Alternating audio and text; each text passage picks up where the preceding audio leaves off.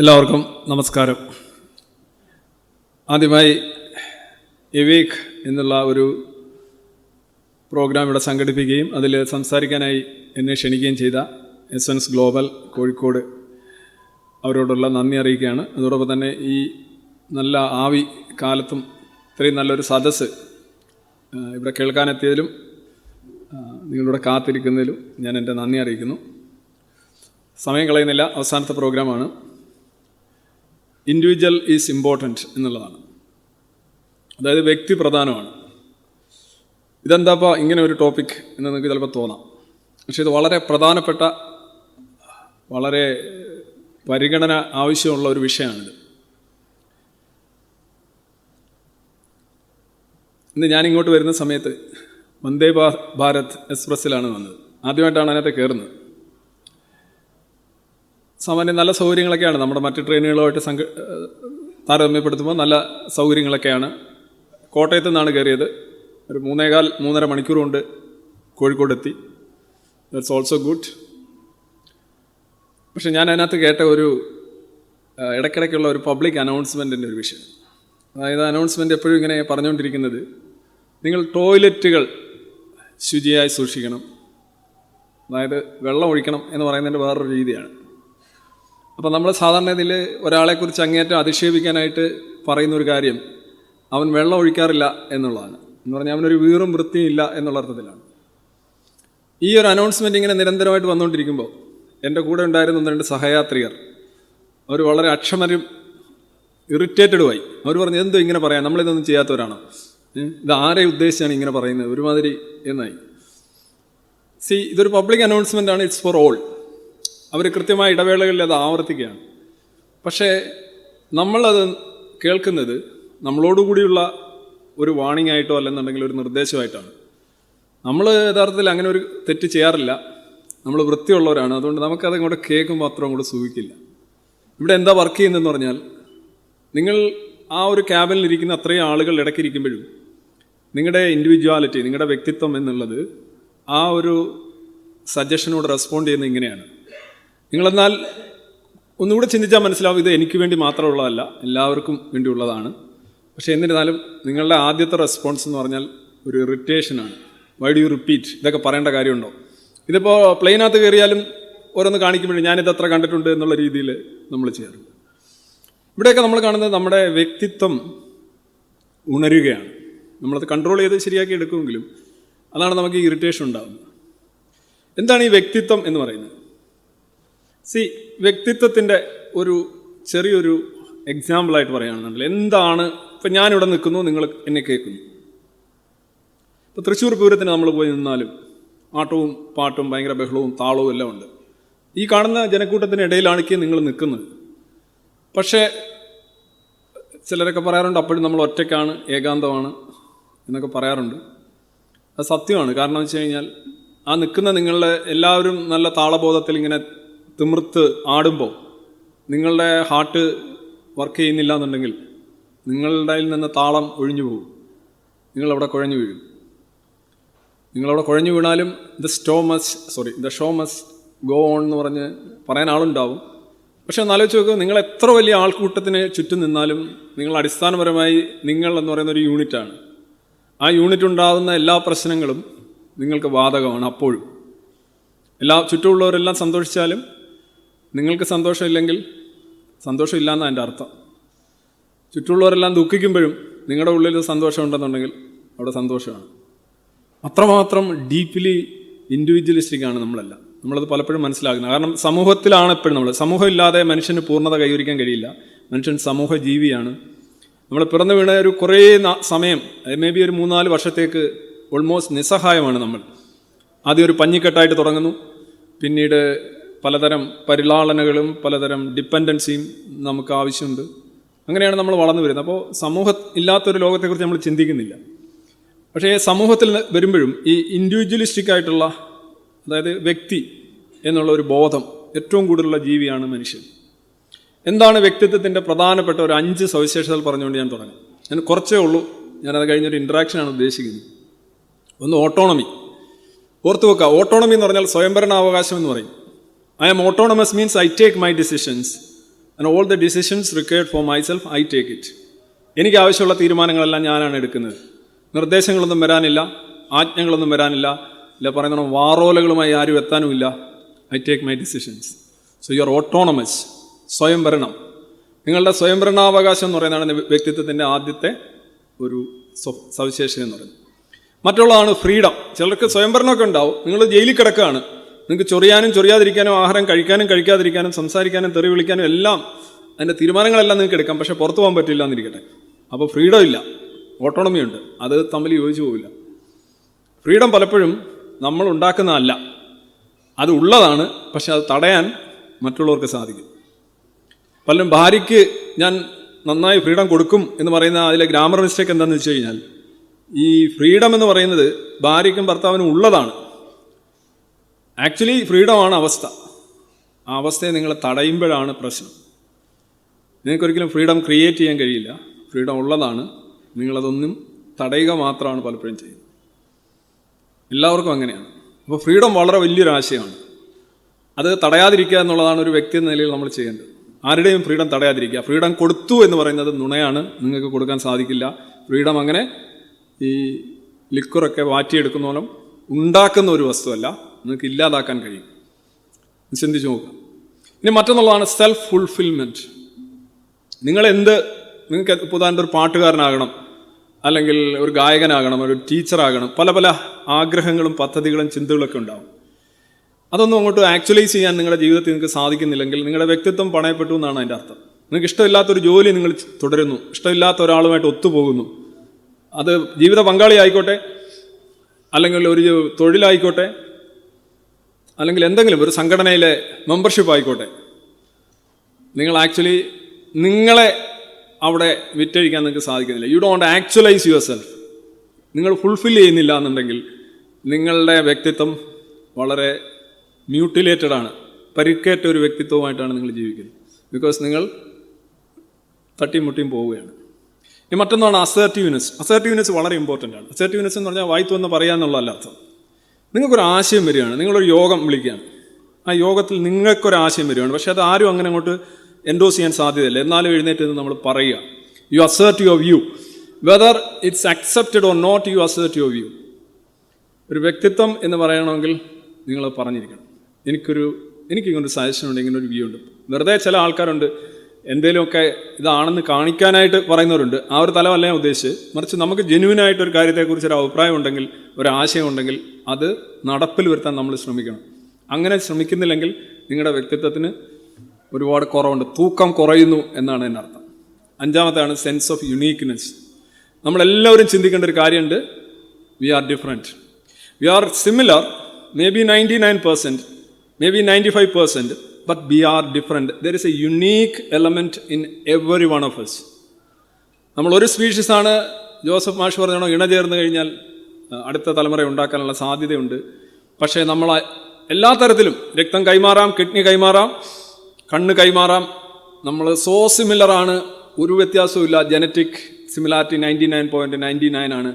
പക്ഷേ എങ്ങനെ നോക്കിയാലും നമ്മൾ വ്യത്യസ്തമാണ്. ഒരു എന്താ പറയുക, 1-2 ടീസ്പൂണിൻ്റെ വ്യത്യാസമുണ്ട്.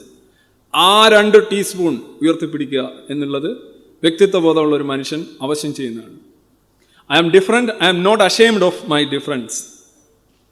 അതായത് ഞാൻ വ്യത്യസ്തനാണ്, ആ വ്യത്യസ്തതയിൽ എനിക്ക് ഒട്ടും അപമാനമില്ല. കാരണം ഐ സ്റ്റാൻഡ് ബൈ മൈസെൽഫ്. ഞാൻ എന്നെ സപ്പോർട്ട് ചെയ്യുന്നു. എനിക്ക് എന്തൊക്കെ കുറവുണ്ടെങ്കിലും, എന്തെങ്കിലും വീഴ്ചകളുണ്ടെങ്കിലും ഞാൻ ഏറ്റവും വലിയ സപ്പോർട്ടറായിട്ട് മാറുക. നിങ്ങൾ യുണീക്കാണെന്ന് ചിന്തിക്കുക.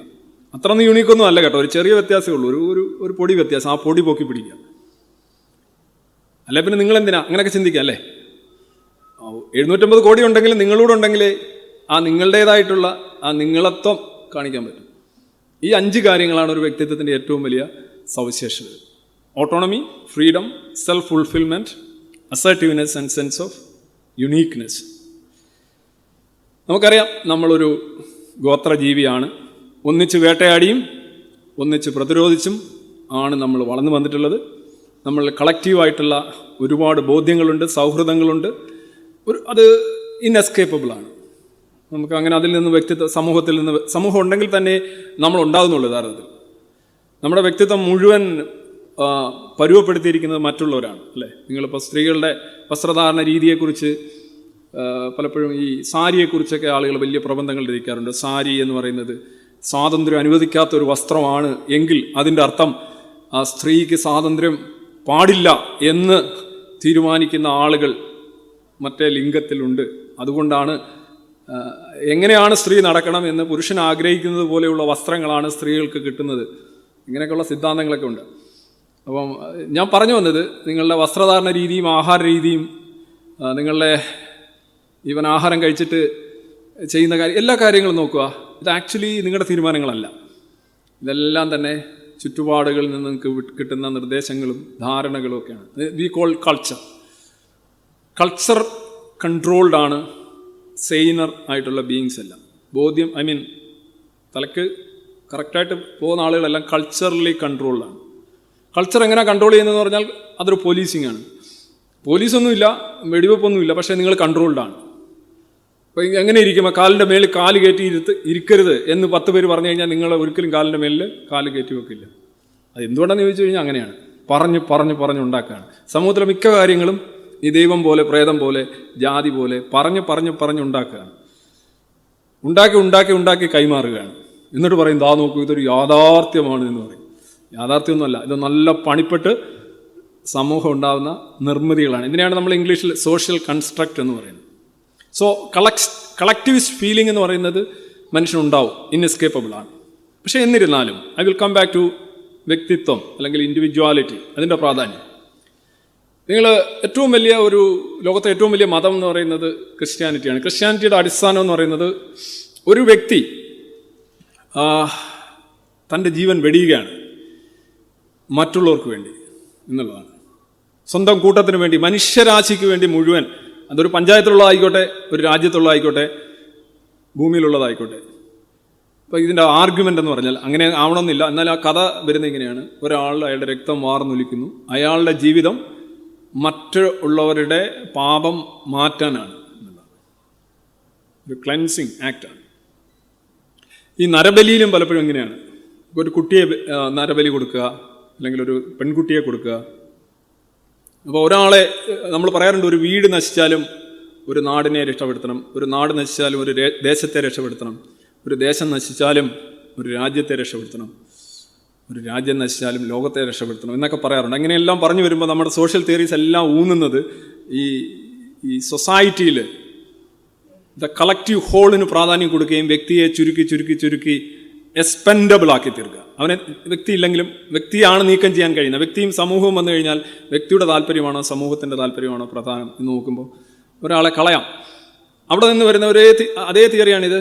ഒരാൾ എല്ലാവർക്കും വേണ്ടി ജീവൻ ബലികഴിക്കുന്നു. അതായത് എല്ലാവരും നശിക്കാതിരിക്കാനായിട്ട് ഒരാൾ നശിക്കുന്നു. ഇത് അന്ധവിശ്വാസമാണെങ്കിലും ഈ തിയറിയുടെ അടിസ്ഥാനം എന്ന് പറഞ്ഞു കഴിഞ്ഞാൽ ഇത് വ്യക്തിത്വ വിരുദ്ധമാണ്. ആൻറ്റി ഇൻഡിവിജ്വലിസ്റ്റിക് ആയിട്ടൊരു തിയറിയാണ് ക്രിസ്ത്യാനിറ്റി. എല്ലാ മതങ്ങളും അത് തന്നെയാണ്. എല്ലാ മതങ്ങളും വ്യക്തിത്വത്തെ അംഗീകരിക്കുന്നേയില്ല.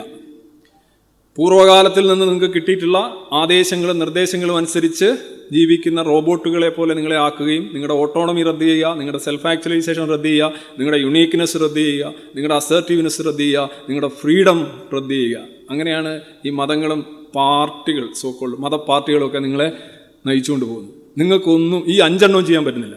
എന്ത് പറയണമെന്നുള്ളത് പറയാൻ പറ്റുന്നില്ല, എന്ത് ചെയ്യണമെന്നുള്ളത് ചെയ്യാൻ പറ്റുന്നില്ല, ഫ്രീഡം ഇല്ല, നിങ്ങളുടെ അസാധാരണമായ യുണീക്ക്നെസ്, അല്ലേ, I am different from others. ചിലരത് പ്രകടിപ്പിക്കാറുണ്ട്, അവരുടെ ഐ സല്യൂട്ട് ദം. പക്ഷെ എല്ലാവരും അത് ചെയ്യാറില്ല. ഒതുക്കും, നിങ്ങൾ സ്വയം അമർച്ച ചെയ്യും. You suppress and oppress yourself. So you become your oppressor. Oppression എന്ന് പറഞ്ഞു കഴിഞ്ഞാൽ ഭയങ്കര പ്രശ്നമാണ്, പീഡനം. നിങ്ങൾ നിരന്തരം നിങ്ങളെ പീഡിപ്പിച്ചുകൊണ്ടിരിക്കുകയാണ്. അവിടെ എല്ലാം നിങ്ങൾ വ്യക്തിത്വത്തെ നിരാകരിച്ചുകൊണ്ടിരിക്കുകയാണ്. I say this is not a good theory. ഒരു വ്യക്തി ഒരു സമൂഹത്തിന് വേണ്ടി ബലി കൊടുക്കുക, ബലിയേ തെറ്റാണ്. പിന്നെ ഒരു വ്യക്തി കൊടുക്കുക എന്ന് പറയുമ്പോഴും അതും ഒട്ടും ആശാസ്യമായ കാര്യമല്ല.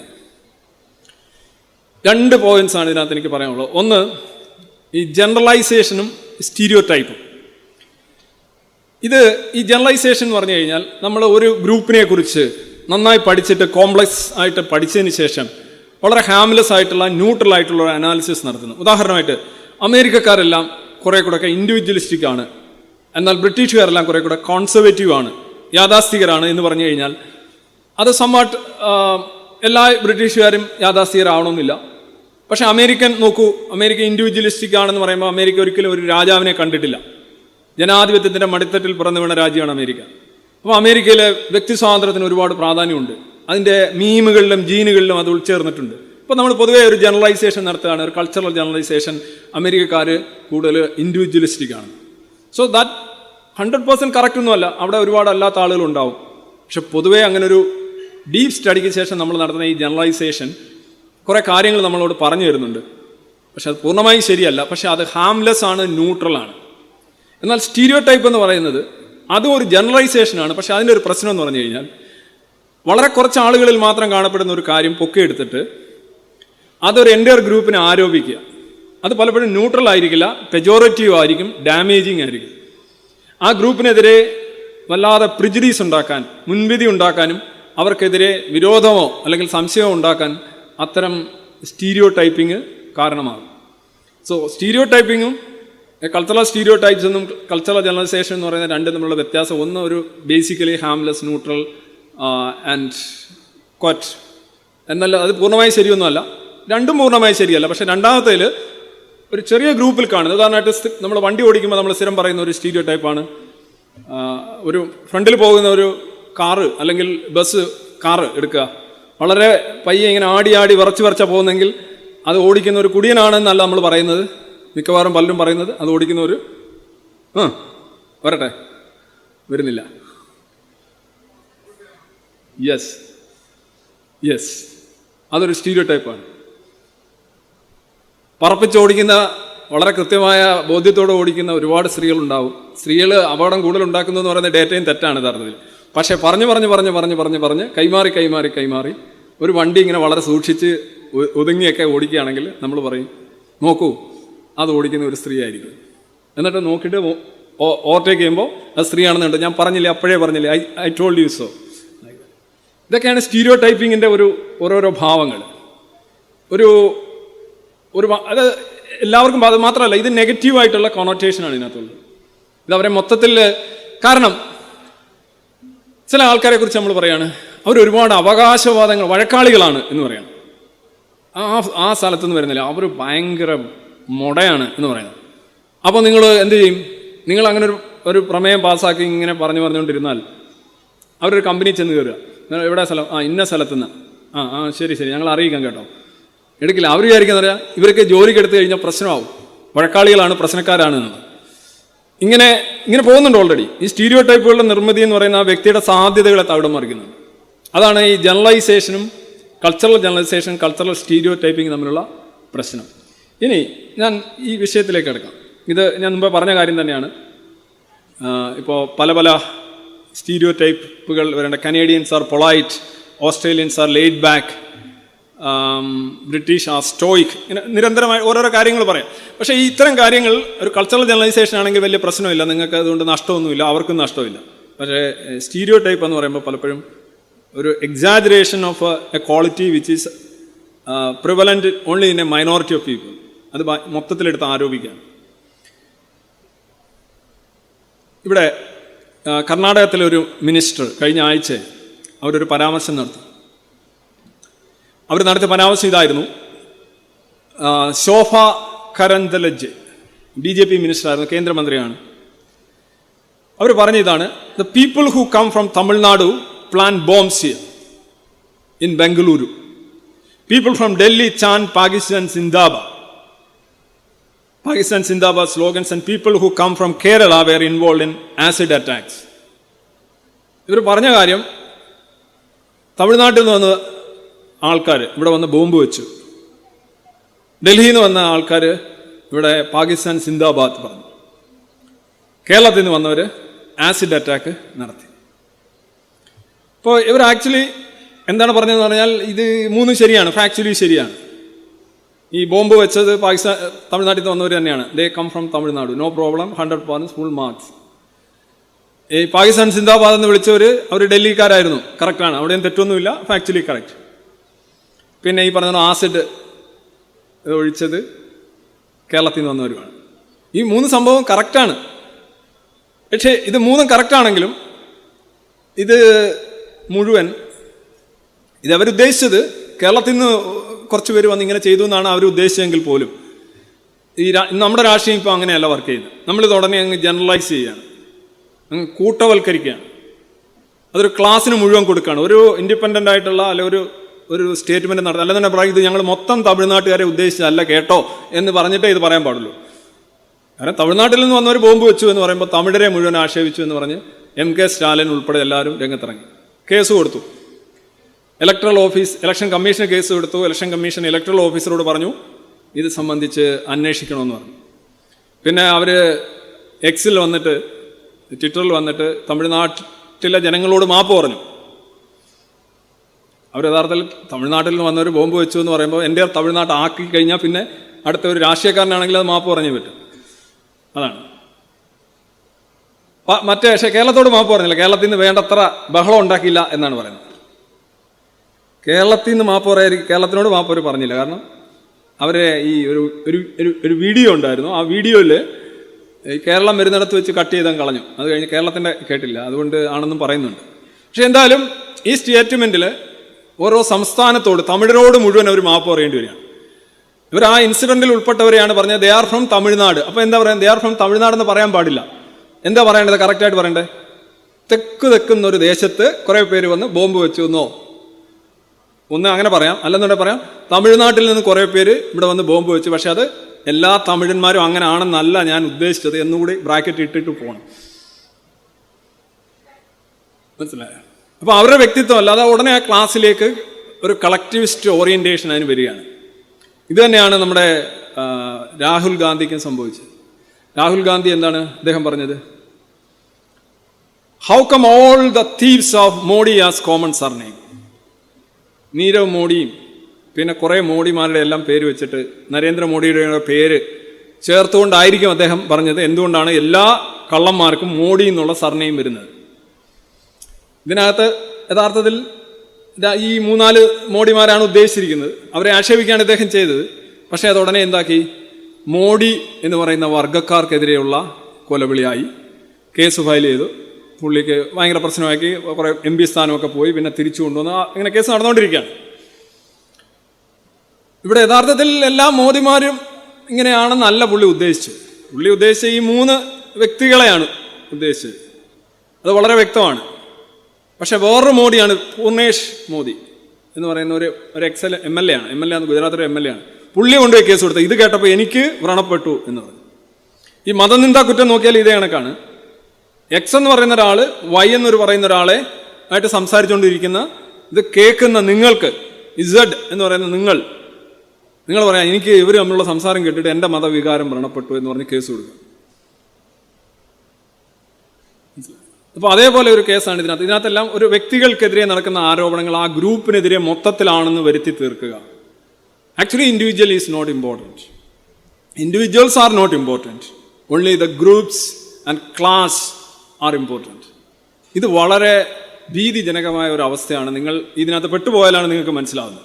പക്ഷേ ഇതിനെ പ്രോത്സാഹിപ്പിക്കുന്ന ആളാണ് രാഹുൽ ഗാന്ധി. ഇതിനെ പ്രോത്സാഹിപ്പിക്കുന്നതാണ് നിലപാട് തന്നെയാണ് BJPക്ക് ഉള്ളത്. പക്ഷേ ഇവർക്കിത് വരുമ്പോൾ BJP ഇപ്പോൾ നടത്തിയല്ല ശക്തി എന്ന് ഞാനൊക്കെ പറഞ്ഞെന്ന് പറഞ്ഞ് രാഹുൽ ഗാന്ധിക്കെതിരെ കേസ് കൊടുത്തു. ഗ്രാമറെല്ലാം ഓരോന്നും എടുത്തിട്ട് വ്യക്തിക്കെതിരെ പറയുന്ന, ഒരു വ്യക്തിക്കെതിരെ പറയുന്നത് മൊത്തം എൻ്റെ ആൾക്കാർക്കെതിരെ ആക്കി മാറ്റുക. ഇത് വ്യക്തിത്വത്തെ അല്ലെങ്കിൽ വ്യക്തിക്കെതിരെ സംസാരിക്കാം. നോക്കൂ എങ്ങനെയാണ് നിങ്ങൾ ആർക്ക്, ഇപ്പം ഞാനിവിടെ നിന്ന് എന്തെങ്കിലും ഒരു കാര്യം പറഞ്ഞാൽ അത് കോഴിക്കോട്ടുകാർക്കെതിരെയുള്ള ഒരു കൊലവിളിയാണ് എന്ന് പറഞ്ഞൊരു ബഹളം ഉണ്ടാക്കി കഴിഞ്ഞാൽ എന്ത് ചെയ്യും? നമ്മളൊരു വ്യക്തിയായിരിക്കും അവിടെ കാണുന്നത്. എല്ലാ വ്യക്തികളും ഒരേപോലെയല്ല. ഞാൻ പറഞ്ഞ 5 പിക്ചേഴ്സ്, അസർട്ടൈൻനെസ്, യുണീക്ക്നെസ്, ഫ്രീഡം, ഓട്ടോണമി, ഇതൊക്കെ മാനിക്കുന്ന ഒരാളാണെങ്കിൽ ഒരിക്കലും ഈ എൻ്റെ ജില്ല അതിനകത്ത് വരില്ല. പക്ഷെ എൻ്റെ ജില്ല പെടുത്തിയാണ് ആളുകൾ സംസാരിക്കുന്നത്. ഇത് UN-ന്റെ ഒരു പ്രസ്താവനയാണ്. Civilians in Gaza must not be collectively punished for atrocities committed by Hamas. Speakers tell security council urging ceasefire. വെടിനിർത്തൽ ഉണ്ടാവണം. ഗാസൻ ജനങ്ങൾക്ക് നേരെ കളക്റ്റീവ് പണിഷ്മെന്റ്, കൂട്ടശിക്ഷ നൽകുന്നു, അത് നിർത്തണം എന്നാണ്. എന്താണ് ഈ കൂട്ടശിക്ഷ എന്ന് പറഞ്ഞാൽ? അതായത് ഗാസയിൽ 23 ലക്ഷം ആളുകളുണ്ട്. ഇപ്പോൾ റഫയിലേക്ക് തന്നെ ചെന്ന് കഴിഞ്ഞാൽ ഒരു 1.5 മില്യൺ ആൾക്കാർ അവിടെ ഉണ്ട്. അപ്പോൾ ഹമാസ് ഈ ജനക്കൂട്ടത്തിനിടയിൽ നിന്നുകൊണ്ടാണ്, അവരോട് ചേർന്ന് എംബഡ് ചെയ്തിരുന്നുകൊണ്ടാണ് ഫൈറ്റ് ചെയ്യുന്നത്. ഫൈറ്റ് ചെയ്യുന്നുമില്ല, അവർ ഒളിച്ചിരിക്കുകയാണ്. അപ്പോൾ ഇതൊരു ലൈക്ക് എന്താ പറയുക, ഈ സ്വന്തം ജനതയെ തന്നെ ബന്ദിയാക്കിയിട്ട്, സാധാരണ സൈന്യം യുദ്ധം ചെയ്യുന്നത്, സൈന്യം മുന്നണിയിൽ പോയി യുദ്ധം ചെയ്യും, ജനങ്ങളെ സംരക്ഷിക്കും, ജനം പിന്നണിയിലുണ്ടാവും. ഇവരെ നേരെ തിരിച്ചാണ്, ജനത്തെ എടുത്ത് മുന്നിലിടും, ഇവർ ടണലിലും ഈ ജനങ്ങളുടെ സുരക്ഷയിലും ഇരിക്കും. ജസ്റ്റ് എന്താ സ്വിച്ച് ചെയ്യാണ്, ഐ മീൻ ഫ്ലിപ്പ് ചെയ്യാണ്. സാധാരണ ഇസ്രായേൽ സൈന്യം എന്താ ചെയ്യുന്നത്? ഇസ്രായേലിൻ്റെ IDF എന്ന് പറയുന്ന സൈന്യം ഗാസയിൽ വന്ന് യുദ്ധം ചെയ്യുമ്പോൾ ഇസ്രായേലിലെ ജനങ്ങൾ അവരുടെ വീട്ടിലിരുന്ന് TV കാണുകയാണ്. അതാണ് ഒരു പ്രോപ്പർ, അതിനാണ് സൈന്യം എന്ന് പറയുന്നത്. അപ്പോൾ ഇന്ത്യൻ സൈന്യം ചൈനക്കാരുമായിട്ട് ഏറ്റുമുട്ടുമ്പോൾ നമ്മളിവിടെ ഈ മീറ്റ് നടത്തും, അല്ലേ? അല്ലാതെ ഇന്ത്യൻ സൈന്യം വന്ന് നമ്മളുടെ ഇതിൻ്റെ അടിയിൽ കയറിയിരിക്കുകയും ചൈനക്കാർ വന്ന് അവരെ പിടിക്കാൻ ശ്രമിക്കുമ്പോൾ ഈ ഇത് തകരുകയും ചെയ്യുമ്പോൾ നമ്മളെല്ലാം മരിക്കുകയും ചെയ്താൽ എങ്ങനെ ഉണ്ടാവും? ഒരു ജനതയെ ഭരിക്കുന്നു, സംരക്ഷിക്കുന്നു എന്ന് അവകാശപ്പെടുന്ന ഒരു സൈന്യം, അല്ലെങ്കിൽ ഒരു പാരാമിലിറ്ററി ഫോഴ്സ്, അല്ലെങ്കിൽ ഒരു ഭീകര സംഘം അവരുടെ ജനങ്ങൾക്കിടയിലാണ് ഒളിച്ചിരിക്കുന്നതെങ്കിൽ അത് വല്ലാത്തൊരവസ്ഥയാണ്. അത് യുദ്ധ നിയമത്തിനെല്ലാം വിരുദ്ധമാണ്. അവിടെ തന്നെ നിയമം. എന്നിട്ട് പിന്നെ എന്താ അഡ്വാൻറ്റേജ്? അവരെ പിടിക്കാനായിട്ട് ചെല്ലുമ്പോൾ കാഷ്വാലിറ്റി ഒരുപാട് വർദ്ധിക്കുകയാണ്. ഇത് ഒരു രാജ്യത്തിനും നേരിടാൻ പറ്റുന്ന ഒരു കാര്യമില്ല. അമേരിക്കയ്ക്കും പറ്റില്ല, റഷ്യയ്ക്കും പറ്റില്ല, ആർക്കും പറ്റില്ല. ഇന്നലെ തന്നെ കണ്ടില്ലേ മോസ്കോയിലെ നടന്ന സംഭവം എന്താണ്? ജനങ്ങൾക്ക് നേരെ. അത് ആരെയാണ് വെടിവെക്കുന്നതെന്ന് അവർക്ക് അറിയില്ല. ഇപ്പൊ ഇസ്രയേൽ നടത്തുന്ന ബോംബാക്രമണവുമായിട്ട് ബന്ധപ്പെട്ട് ഈ ഹമാസുകാർ ഒരു 10,000 പേര് കൊന്നിട്ടുണ്ടെങ്കിലും ഒരു 10,000-20,000 ജനങ്ങൾ അവിടെ കൊല്ലപ്പെട്ടിട്ടുണ്ട്. ഹമാസും ഒക്കെ ഒരു 1/3 ഹമാസ് ഭീകരന്മാരായിരിക്കും, അവർക്ക് ഒരുപാട് പരിക്കേറ്റിട്ടുണ്ടാവാം. പക്ഷേ ഒരു 20,000-ഓളമെങ്കിലും ജനങ്ങൾ, കുട്ടികൾ, സ്ത്രീകൾ ഒക്കെ കൊല്ലപ്പെട്ടിട്ടുണ്ട്, അവരുടെ വസ്തുവകൾ നശിച്ചിട്ടുണ്ട്. അതിൻ്റെ കാരണം എന്താണ്? ഇവർ ഒരു നോർമൽ ആർമിയെ പോലെ അല്ല യുദ്ധം ചെയ്യുന്നത്. ഇന്നലെ ഒരു ഭീകരനെ കഴിഞ്ഞ ആഴ്ച പിടിച്ചത് അൽ-ഷിഫ ഹോസ്പിറ്റലിൽ നിന്നാണ്. ഹോസ്പിറ്റലിൽ അവർക്ക് എന്താണ് കാര്യം? ഹോസ്പിറ്റലിലെ മെഡിക്കൽ സ്റ്റാഫായിട്ട് അവർ യുദ്ധം ചെയ്യാണ്. വേറൊരാളെ പിടിച്ചത് ഒരു അഭയാർത്ഥി ക്യാമ്പിൽ നിന്നാണ്. അഭയാർത്ഥി ക്യാമ്പിൽ അവിടെ വരുന്ന ഭക്ഷണങ്ങൾ മാറ്റിയെടുക്കുക, അവിടെ അഭയാർത്ഥി ക്യാമ്പിൽ പ്രശ്നങ്ങൾ ഉണ്ടാക്കുക. അപ്പോൾ സ്വാഭാവികമായിട്ടും അതിൻ്റെ ഒരു സ്വഭാവം എന്ന് പറഞ്ഞാൽ ഈ കളക്റ്റീവ് പണിഷ്മെൻറ്റിനെ ഈ UN എതിർക്കാണ്, ലോകം മുഴുവൻ എതിർക്കാണ്. നമ്മൾ പറയുന്നത് അവിടെ ഇരിക്കുന്ന കുട്ടികൾ, ഇന്നലെ ജനിച്ചവർ, അല്ലെങ്കിൽ 10 മാസത്തിന് പ്രായമുള്ള കുട്ടികൾ, ഇവരെല്ലാവരും ഇസ്രയേലിനെതിരെ ശത്രുതയുള്ളവരാകണമെന്നില്ല, യുദ്ധത്തെ അനുകൂലിക്കുന്നവരാകണമെന്നില്ല. പക്ഷേ ഈ ബോംബ് എല്ലാവർക്കും ബാധകമാണ്. ഒരു പഞ്ചായത്തിൽ അല്ലെങ്കിൽ ഒരു സ്ഥലത്ത് ബോംബിടുമ്പം എല്ലാവരും മരിക്കുകയാണ്. അവർ യുദ്ധം ചെയ്യാൻ ആഗ്രഹിക്കുന്നവരാകണമെന്നില്ല, അവർ കുറ്റവാളികളല്ല, അവർ ഹമാസ് വിരുദ്ധരായിരിക്കാം, ഹമാസ് നശിക്കണമെന്ന് ആഗ്രഹിക്കുന്നവരായിരിക്കാം, പക്ഷെ അവരും മരിക്കുകയാണ്. ഇതിനാണ് കളക്റ്റീവ് പണിഷ്മെന്റ് എന്ന് പറയുന്നത്. അതായത് അവിടെ ജീവിക്കുന്ന ഒരു വ്യക്തിക്കും അയാളുടെ വ്യക്തിത്വം നിങ്ങൾ അംഗീകരിക്കുന്നില്ല, അയാൾ കൾപ്പബിൾ ആണോ, അയാൾ കുറ്റക്കാരനാണോ, അയാൾ ഗുണവാനാണോ എന്ന് നോക്കുന്നില്ല, മറിച്ച് പൊതുശിക്ഷ അയാൾക്ക് കൊടുക്കുകയാണ്. യുദ്ധത്തിൽ പലപ്പോഴും സംഭവിക്കുന്നത് ഈ കളക്റ്റീവ് പണിഷ്മെന്റാണ്. ഈ കളക്റ്റീവ് പണിഷ്മെന്റ് എന്ന് പറയുന്ന വ്യക്തിത്വത്തിൻ്റെ നിരാകരണമാണ്. You say that individual is not important, ആ ഗ്രൂപ്പ് അത് മാത്രമാണ് ഇമ്പോർട്ടൻറ്റ്. ഇത് തന്നെയാണ് കളക്റ്റീവ് പണിഷ്മെന്റിന്റെ കാരണം കൂടി. ഒരു കളക്റ്റീവ് പണിഷ്മെന്റ് ആണ് ഒക്ടോബർ 7 ഹമാസ് നടത്തിയിട്ടുള്ള കൂട്ടക്കൊല. ഇസ്രയേലിന്റെ അതിർത്തി, ഗാസൻ അതിർത്തി തുളച്ചു കയറിക്കൊണ്ട് അവിടെ കാണുന്ന ആളുകളെല്ലാം വെടിവെച്ച് കൊല്ലുക, രാവിലെ ഞെട്ടി ഉണരുന്ന പേസ്റ്റും ബ്രഷും തിരയുന്ന കൈകളിലേക്ക് അല്ലെ ആ മണ്ട അടിച്ചു പൊളിക്കുക, അല്ലെങ്കിൽ ബോംബിട്ട് അല്ലെങ്കിൽ വെടിവെച്ച് തകർക്കുക. കിടക്കയിൽ നിന്നാണ് പൊക്കിക്കൊണ്ടുപോയത്, സൈനികരെ ഉൾപ്പെടെ, കൊച്ചുകുട്ടികൾ ഉൾപ്പെടെ, സ്ത്രീകൾ, ഇവരൊന്നും അറിയുന്നില്ല. അവരെ കൊണ്ടുവന്ന് ഓരോരോ ടണലുകളിൽ വെച്ചിരിക്കുകയാണ്, പ്രകാശം കിടക്കാത്ത. അവരെന്ത് കുറ്റം ചെയ്തു എന്നൊരു ചോദ്യമുണ്ട്. നിങ്ങളൊരാളെ, അതിനകത്ത് അറബ് മുസ്ലിംസിന് ഉണ്ടായിരുന്നു ഇടയ്ക്ക് പല ആൾക്കാരും ഈ ഹമാസ് ഭീകരന്മാരോട് സംസാരിക്കുന്നത്. അറബ് മുസ്ലിംസാണ്, അവർ ഞങ്ങൾ മുസ്ലിംസാണ്, ഞങ്ങളെ കൊല്ലരുതെന്ന് പറഞ്ഞാൽ നിന്നെ ആദ്യം കൊല്ലുമെന്ന് പറഞ്ഞാണ് കൊല്ലുന്നത്. ഇസ്രയേലുള്ളവരെ കൊല്ലുക. ഇസ്രയേലുള്ളവർ ആരായിക്കോട്ടെ, ഏറ്റവും നല്ല പാലിയേറ്റീവ് ക്ലിനിക്ക് നടത്തുന്ന ആളായിക്കോട്ടെ, ചാരിറ്റി കിങ് ആയിക്കോട്ടെ, എമ്പതി സുൽത്താൻ ആയിക്കോട്ടെ, നന്മയുടെ കേദാരമായിക്കോട്ടെ, വില്ലൻ ആയിക്കോട്ടെ, നിങ്ങളെ കൊല്ലുകയാണ്. Your individuality is not important, you are just destroyed. ഇങ്ങനൊരു ഐഡിയോളജി. അതിന് തിരിച്ചു ചെയ്യുമ്പോഴും ഇവർ ആ സംഗതി തന്നെ സാധ്യമാക്കത്തക്ക രീതിയിലാണ് അവർ പോയി വിളിച്ചിരിക്കുന്നത്. കാര്യം ആ ജനങ്ങൾക്ക് സംരക്ഷണം കൊടുക്കാൻ എത്ര ശ്രമിച്ചാലും കാര്യം അവർ ജനങ്ങളുമായിട്ട് ഇങ്ങനെ പിടിച്ചിരിക്കുകയാണ് കയറി.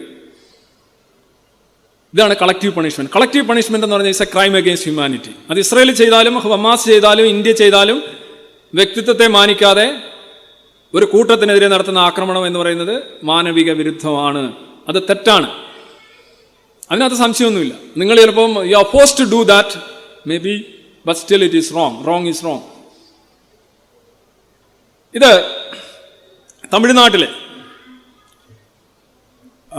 ഈ കഴിഞ്ഞ വർഷം രാജീവ് ഗാന്ധി എന്ന് പറയുന്ന ഒരു DMK പ്രവർത്തകൻ, നമ്മുടെ പ്രധാനമന്ത്രിയുടെ അതേ പേര് പഴയ, അദ്ദേഹം പറയുകയുണ്ടായി, ഈ പെരിയാർ EV രാമസ്വാമി നായ്ക്കർ അദ്ദേഹം പറഞ്ഞ കാര്യം വേണ്ടത്ര കേട്ടിരുന്നെങ്കിൽ നമുക്കിന്ന് ഈ പ്രശ്നം ഉണ്ടാകുമായിരുന്നില്ല എന്നുള്ളതാണ് പറഞ്ഞത്.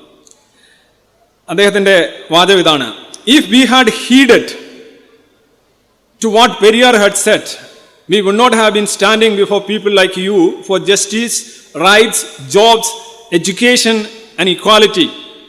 You, bracketed Brahmins, may be just 3%, but you dominate in several fields even now. Rajiv Gandhi wrote in a reply to Brahmins First. ഈ രാജീവ് ഗാന്ധി എന്ന് പറയുന്ന DMK നേതാവ്, സ്റ്റാലിനൊപ്പം നിൽക്കുന്ന പടമാണ്, അദ്ദേഹത്തിൻ്റെ പടമാണ് കാണുന്നത്. അദ്ദേഹം പറയാണ്, അന്ന് പെരിയാർ പറഞ്ഞത് കേട്ടിരുന്നെങ്കിൽ ഇന്ന് നമുക്ക് ഗതികേടില്ലായിരുന്നു. തമിഴ്നാട്ടിൽ 3% മാത്രമുള്ള ബ്രാഹ്മണർ, അവരാണ് എല്ലാ സ്ഥാനങ്ങളിലും ഉയർന്നു നിൽക്കുന്നത്, സ്വന്തമാക്കിയിട്ടുള്ളത്. ഇവരെല്ലാം നമുക്ക് ജസ്റ്റിസ് കിട്ടുന്നില്ല. നമുക്ക് എന്ന് പറയുന്നത് ബ്രാഹ്മണ ഇതര ജാതിയാണോ ആയിരിക്കാം അദ്ദേഹം ഉദ്ദേശിച്ചത്. അപ്പം ഇതിനെതിരെ സുബ്രഹ്മണ്യ സ്വാമി ഇലക്ഷൻ കമ്മീഷനെ സമീപിച്ചു. അദ്ദേഹം പറഞ്ഞു, ബ്രാഹ്മണരുടെ ഫണ്ടമെന്റൽ റൈറ്റ്സിനെ ഇതിനെ വയലേറ്റ് ചെയ്യുന്നു. This is directly impinges on the fundamental rights of so-called Brahmin community in Tamil Nadu and could affect their voting rights out of fear that they will not go to the vote in elections, making it easier for DMK to get elected in several constituencies. ഇങ്ങനെ പേടിപ്പെടുത്തുന്നതുകൊണ്ട് പല Brahmins vote ചെയ്യാനായിട്ട് പോകുന്നില്ല ബൂത്തുകളിൽ. അങ്ങനെ അവിടെ എല്ലാം DMK ഉൾപ്പെടെയുള്ള കക്ഷികൾ വിജയിച്ചു വരികയാണ്. ഞങ്ങളുടെ ഫണ്ടമെന്റൽ റൈറ്റ്സും കോൺസ്റ്റിറ്റ്യൂഷണൽ റൈറ്റ്സും പോവുകയാണ്, ഞങ്ങൾക്ക് ജീവിക്കാൻ കഴിയുന്നില്ല എന്ന് പറഞ്ഞു. സോ ഈ ഒരു കമന്റ് യഥാർത്ഥത്തിൽ ഇത് കമന്റ് കംസ് ടു യുക്തിവാദി നേതാവായിട്ടുള്ള പെരിയാർ നടത്തിയൊരു കമന്റ് നമ്മൾ കേട്ടിരുന്നെങ്കിൽ എന്നാണ് ഇദ്ദേഹം പറഞ്ഞത്. നിങ്ങൾക്കറിയാം, DK എന്ന് പറയുന്ന ഒരു പ്രസ്ഥാനമാണ് ശരിക്കും ജസ്റ്റിസ് സ്വാഭിമാന പ്രസ്ഥാനം, ജസ്റ്റിസ് പാർട്ടി, പിന്നെ DK ദ്രാവിഡ കഴകം. ദ്രാവിഡ കഴകത്തിൽ നിന്നാണ് പിന്നെ AIDMK ഒക്കെ ഉണ്ടാവുന്നത്. അപ്പോൾ ഈ ദ്രാവിഡ പ്രസ്ഥാനം എന്ന് പറയുന്നത് ഒരു ആൻറ്റി ബ്രാഹ്മണാണ്. ആൻറ്റി ബ്രാഹ്മൺ എന്ന് പറഞ്ഞു കഴിഞ്ഞാൽ ബ്രാഹ്മണ വിരുദ്ധം. ബ്രാഹ്മണർ തമിഴ്നാട്ടിലെ ജനസംഖ്യയിലെ 3%. ഈ 3% ജനങ്ങളെ എന്ത് ചെയ്യണം എന്നുള്ള കാര്യത്തിൽ ദ സൊല്യൂഷൻ, ജർമ്മനിയിൽ ഹിറ്റ്ലർ പറഞ്ഞതുപോലെ, ജർമ്മനിയിൽ ഹിറ്റ്ലർ അത്രയും പറഞ്ഞിട്ടില്ല എന്നുള്ള സത്യം. ഞാനിത് അടുത്തിടെയാണ് ഇത് ശരിക്കും ഇതിൻ്റെ ലിറ്ററേച്ചർ വായിച്ചു നോക്കിയത്. ഞാൻ സത്യത്തിൽ അമ്പരന്ന് പോയി. എന്താണ് പെരിയാർ പറഞ്ഞതെന്ന് നോക്കുക. പെരിയാറിൻ്റെ ഒന്നിലധികം സ്പീച്ചുകളിൽ പറയുന്നുണ്ട്, ഈ 3% ഉള്ളൂ ബ്രാഹ്മണർ, നമ്മൾ 97% ഉണ്ട്. അദ്ദേഹം പറയുന്നു, ഒരു പാപ്പാൻ എന്ന് പറയുന്നതാണ് തമിഴ് ബ്രാഹ്മണൻ. ഒരു പാപ്പാനെ എവിടെ കണ്ടാലും, അല്ല എവിടെ ഒരു ക്ഷേത്രം കണ്ടാലും അകത്ത് കിടന്ന വിഗ്രഹങ്ങളെല്ലാം തകർക്കണം. എവിടെ ഒരു പാപ്പാൻ എന്ന് പറഞ്ഞാൽ തമിഴ് ബ്രാഹ്മണൻ, പാപ്പാനെ കണ്ടാലും അവനെ കൊല്ലണം, നശിപ്പിക്കണം. ഒരു തമിഴ് ബ്രാഹ്മണനെ കൊല്ലാൻ ശ്രമിക്കുന്നതിനിടയിൽ ഒരു അബ്രാഹ്മണ തമിഴൻ കൊല്ലപ്പെട്ടാൽ നമ്മൾ 100-ൽ 3 പേർ മാത്രമേ കൊല്ലപ്പെടുന്നുള്ളൂ, ബാക്കി 94% ഉണ്ടാവും. എന്നാൽ അതിനകം ബ്രാഹ്മണർ മുഴുവൻ നീക്കം ചെയ്യപ്പെട്ടിരിക്കും. ആ ഒരു തലത്തിലേക്ക് നാം തീർച്ചയായും പോവുക തന്നെ ചെയ്യും. നിങ്ങൾ പേടിക്കേണ്ട, യുക്തിവാദി നേതാവാണ്. ഒരു വംശം, ഒരു സമൂഹത്തിൽ ഉള്ള ഒരു വംശത്തിനെതിരെ അല്ലെങ്കിൽ ഒരു കമ്മ്യൂണിറ്റിക്കെതിരെ അല്ലെങ്കിൽ ഒരു കാസ്റ്റിനെതിരെ അവരെ കൊല്ലണം എന്ന് പച്ചയായി പറഞ്ഞ ആളാണ് നായ്ക്കർ, EV രാമസ്വാമി നായ്ക്കർ. ഇത് ഒരു പ്രാവശ്യമല്ല, ഒരുപാട് നിങ്ങൾ യൂട്യൂബിലൊക്കെ നോക്കുകയാണെങ്കിൽ പല സ്ഥലങ്ങളിൽ ഇദ്ദേഹം പ്രസംഗിച്ചിട്ടുണ്ട്. 1973, 71 ഇദ്ദേഹം എഴുതിയിട്ടുണ്ട്. അതായത് 3% ബ്രാഹ്മണരെ കൊന്നു കഴിഞ്ഞാൽ നമ്മൾ 3-ൽ 1 വെച്ച് ഒരാളെ കൊല്ലുമ്പോൾ എന്താ പറയുക, നമ്മൾ 3 പേര് പോകും. 100-ൽ 3 പേര് അങ്ങ് പോയെന്നിരിക്കട്ടെ. എന്നാൽ ബാക്കി 97-ൽ നിന്ന് 3 പോയി കഴിഞ്ഞാൽ 94% അബ്രാഹ്മണർ ബാക്കി ഉണ്ടാകും തമിഴ്നാട്ടിൽ. ഇത് ഫൈനൽ സൊല്യൂഷനേക്കാൾ ഭീകരമല്ലേ ഇത്? ഈ ഫൈനൽ സൊല്യൂഷനൊക്കെ ഹിറ്റ്ലർ നേരിട്ടങ്ങ് നടത്തിയെന്നേ ഉള്ളൂ. ഹിറ്റ്ലർ ഇങ്ങനെയൊന്നും പറഞ്ഞിട്ടില്ല. EVR ഇത് പറഞ്ഞുകൊണ്ടേയിരുന്ന കാര്യമാണ്. അവസാനം ഈ ഇദ്ദേഹത്തിൻ്റെ സംസാരങ്ങളും ഇദ്ദേഹത്തിൻ്റെ പ്രസ്താവനകളും പ്രസംഗങ്ങളും ഒക്കെ കണ്ട് ആകെ പ്രശ്നമായി. ഇദ്ദേഹത്തെ നിയന്ത്രിക്കാനായിട്ട് പലരും ശ്രമിച്ചു. ഈവൻ കാമരാജ്, അന്നത്തെ മുഖ്യമന്ത്രിയായിരുന്ന കാമരാജിന് നെഹ്റു എഴുതിയ കത്ത് വായിക്കണം. ഈ തലയ്ക്ക് സുഖമില്ലാത്ത ഇയാളെ പിടിച്ച് അകത്തിടാനാണ് പറഞ്ഞത്. And he called him a criminal and a lunatic, a perverted mind എന്നാണ് നെഹ്റു എഴുതിയത്. നെഹ്റു എഴുതിയ കത്തുകളെല്ലാം ഉണ്ട്, കാമരാജിന് എഴുതിയത്. ഒന്നല്ല, പല കത്തുകൾ. അതാണ് ഞാനിവിടെ കൊടുത്തിരിക്കുന്നത്. 57 കത്ത്, October 23, November 5 to Kamaraj Nadar. ഈ കത്തുകളെല്ലാം ഈ മനുഷ്യൻ, ഇത് ഭയങ്കര പ്രശ്നമാണ്, നിങ്ങളിങ്ങനെ വെച്ചുകൊണ്ടിരിക്കരുത്, ഇതെന്തെങ്കിലും സംഭവിച്ചു കഴിഞ്ഞാൽ പിന്നെ പറഞ്ഞിട്ട് കാര്യമില്ല, ശരിക്കും ജനോസൈഡിനാണ്, ബ്രാഹ്മണരുടെ ജനോസൈഡിനാണ് ഇദ്ദേഹം ആഹ്വാനം ചെയ്യുന്നത് എന്ന് പറഞ്ഞു. നമ്മളുടെ സമൂഹത്തിൽ പലപ്പോഴും നമ്മൾ റാഷണലിസം പറയുന്നവരുണ്ട്, മാനവികത, യുക്തിവാദം എന്നൊക്കെയുള്ള ഭയങ്കര സാധനങ്ങളൊക്കെ പറയുന്നവരുണ്ട്. പക്ഷെ ഇവിടെ എന്താ സംഭവം എന്ന് പറഞ്ഞു കഴിഞ്ഞാൽ, ഒരു ഇദ്ദേഹം ആദ്യമായിട്ടാണ്, ഈ രാമസ്വാമി നായ്ക്കറാണ് ശരിക്കും തമിഴ് ബ്രാഹ്മണരെ ജൂതന്മാരുമായിട്ട് കമ്പയർ ചെയ്യുന്നത്. അദ്ദേഹം പറയുന്നത് ജൂതന്മാർക്കൊരു ദേശമില്ല, അന്ന് ഇസ്രായേൽ വന്നിട്ടില്ലല്ലോ, അതുപോലെ തന്നെ ബ്രാഹ്മണർക്കും ഒരു ദേശമില്ല, ഇവർ രണ്ടുപേരും മറ്റുള്ളവരെ ചൂഷണം ചെയ്യുകയാണ്, രണ്ടുപേരും ധനവാന്മാരാണ്, ഇവർക്ക് രണ്ടുപേർക്കും ഒരേ ശിക്ഷ, ഇതാണ് അദ്ദേഹം ആഗ്രഹിക്കുന്നത്. അപ്പോൾ നമ്മുടെ ഒരു സമൂഹത്തിലിരിക്കുന്ന ഈ ബ്രാഹ്മണരെ കുറിച്ച് അംബേദ്കറിൽ നിന്ന് തികച്ചും വ്യത്യസ്തമായിരുന്നു കേട്ടോ. അംബേദ്കറിൻ്റെ ഭാര്യ പോലും ഒരു ബ്രാഹ്മണ സ്ത്രീയായിരുന്നു. അംബേദ്കർ ഉച്ചനീചത്വങ്ങളെയും ഡിസ്ക്രിമിനേഷനെയാണ് എതിർത്തത് ബേസിക്കലി. എന്നാൽ ഈ പെരിയാർ എന്ന് പറയുന്ന വ്യക്തി ശരിക്കും ഒരു ജാതിയെ തന്നെ തുടച്ചു നിൽക്കണം, കൊല്ലണം, പാപ്പാനെ കൊല്ലണം, പാപ്പാനെ കൊല്ലണം എന്നാണ് പറയുന്നത്. അതെല്ലാ പ്രസംഗങ്ങളും ഉണ്ട്, നിങ്ങൾ യൂട്യൂബിൽ അടിച്ചു നോക്കിയാൽ. ഇത് ഒന്ന്, ഈ പറയുന്ന ബ്രാഹ്മണ ജാതി ഡിസ്ക്രിമിനേഷൻ നടത്തിയിട്ടുണ്ട് നോക്കട്ടെ, അവരാണ് ഓപ്പറേറ്റ് ചെയ്തത്, അവരാണ് അതിൻ്റെ ഹൈറാർക്കിക്കൽ ഏറ്റവും മേളിൽ ഇരുന്നെന്ന് നോക്കുക, കേരളത്തിലായാലും തമിഴ്നാട്ടിലായാലും. പക്ഷെ ജാതി വ്യവസ്ഥയ്ക്ക് ഉത്തരവാദി അവർ മാത്രമല്ല, അവർ മാത്രം മേളിൽ ഇരുന്ന് ഓർഡർ ഇട്ട് കഴിഞ്ഞാൽ ഒന്നും പോവില്ല. താഴെ അടിത്തട്ട് വരെ ഒന്നിന് മേൽ ഒന്നായിട്ട് കീഴെ ഉള്ളവൻ്റെ മേളിലുള്ള ആധിപത്യവും വിവേചനവുമായിരുന്നു ജാതി വ്യവസ്ഥയുടെ ഉള്ളടക്കം. എല്ലായിടത്തും അങ്ങനെ തന്നെയായിരുന്നു. പക്ഷെ ഇവരായിരുന്നു ഏറ്റവും മുകളിൽ. സോ ഓക്കെ, അന്ന് ആ സമയത്ത് അത് ഓപ്പറേറ്റ് ചെയ്യുന്ന സമയത്ത് ദേ ആർ കൾപ്പബിൾ. ഇനി കൾപ്പബിൾ ആണെങ്കിൽ എങ്ങനെയാണ് മാറ്റേണ്ടത്? ജാതി എന്ന് പറയുന്നത് ഒരു ഫിസിക്കൽ തിങ് അല്ല, ബയോളജിക്കൽ തിങ് അല്ല, അത് പറഞ്ഞുണ്ടാക്കുന്ന കൈമാറി നിലനിർത്തുന്ന ഒരു സാധനമാണ്. അതൊരു ബേസിക്കലി ഒരു സൂപ്പർസ്റ്റിഷനാണ്. ദൈവം പോലെ ദൈവത്തിൻ്റെ പേരിൽ കൊല്ലുന്നില്ലേ, അതിനേക്കാൾ കഷ്ടമല്ലേ ജാതിയുടെ പേരിൽ കൊല്ലുന്നത്? ദൈവം എന്ന് പറയുന്നത് എന്തോ ഒരു കാക്കരി കൂക്കരി, അതിൻ്റെ പേരിൽ ആളുകൾ അങ്ങോട്ടും ഇങ്ങോട്ടും കൊല്ലുന്നു, എൻ്റെ ദൈവത്തെ അവമാനിച്ചു എന്ന് പറഞ്ഞ് കഴുത്ത് വെട്ടുന്നു. അതിനേക്കാൾ ഭീകരമല്ലേ ഒരു ജാതിയുടെ പേരിലുള്ള ഒരിത്? തമിഴ്നാട്ടിലെ ആളുകളെല്ലാം ഈ പറയുന്ന ഈ ദ്രവീഡിയൻസും അല്ലെ നോൺ ദ്രവീഡിയൻസിൻ്റെയും എല്ലാം ഈ ജിനോം ചെക്ക് ചെയ്ത് നോക്കുക, കാശ്മീരുള്ളവരെയും ചെക്ക് ചെയ്ത് നോക്കുക. അതിനകത്ത് വ്യത്യാസം എന്താണ്?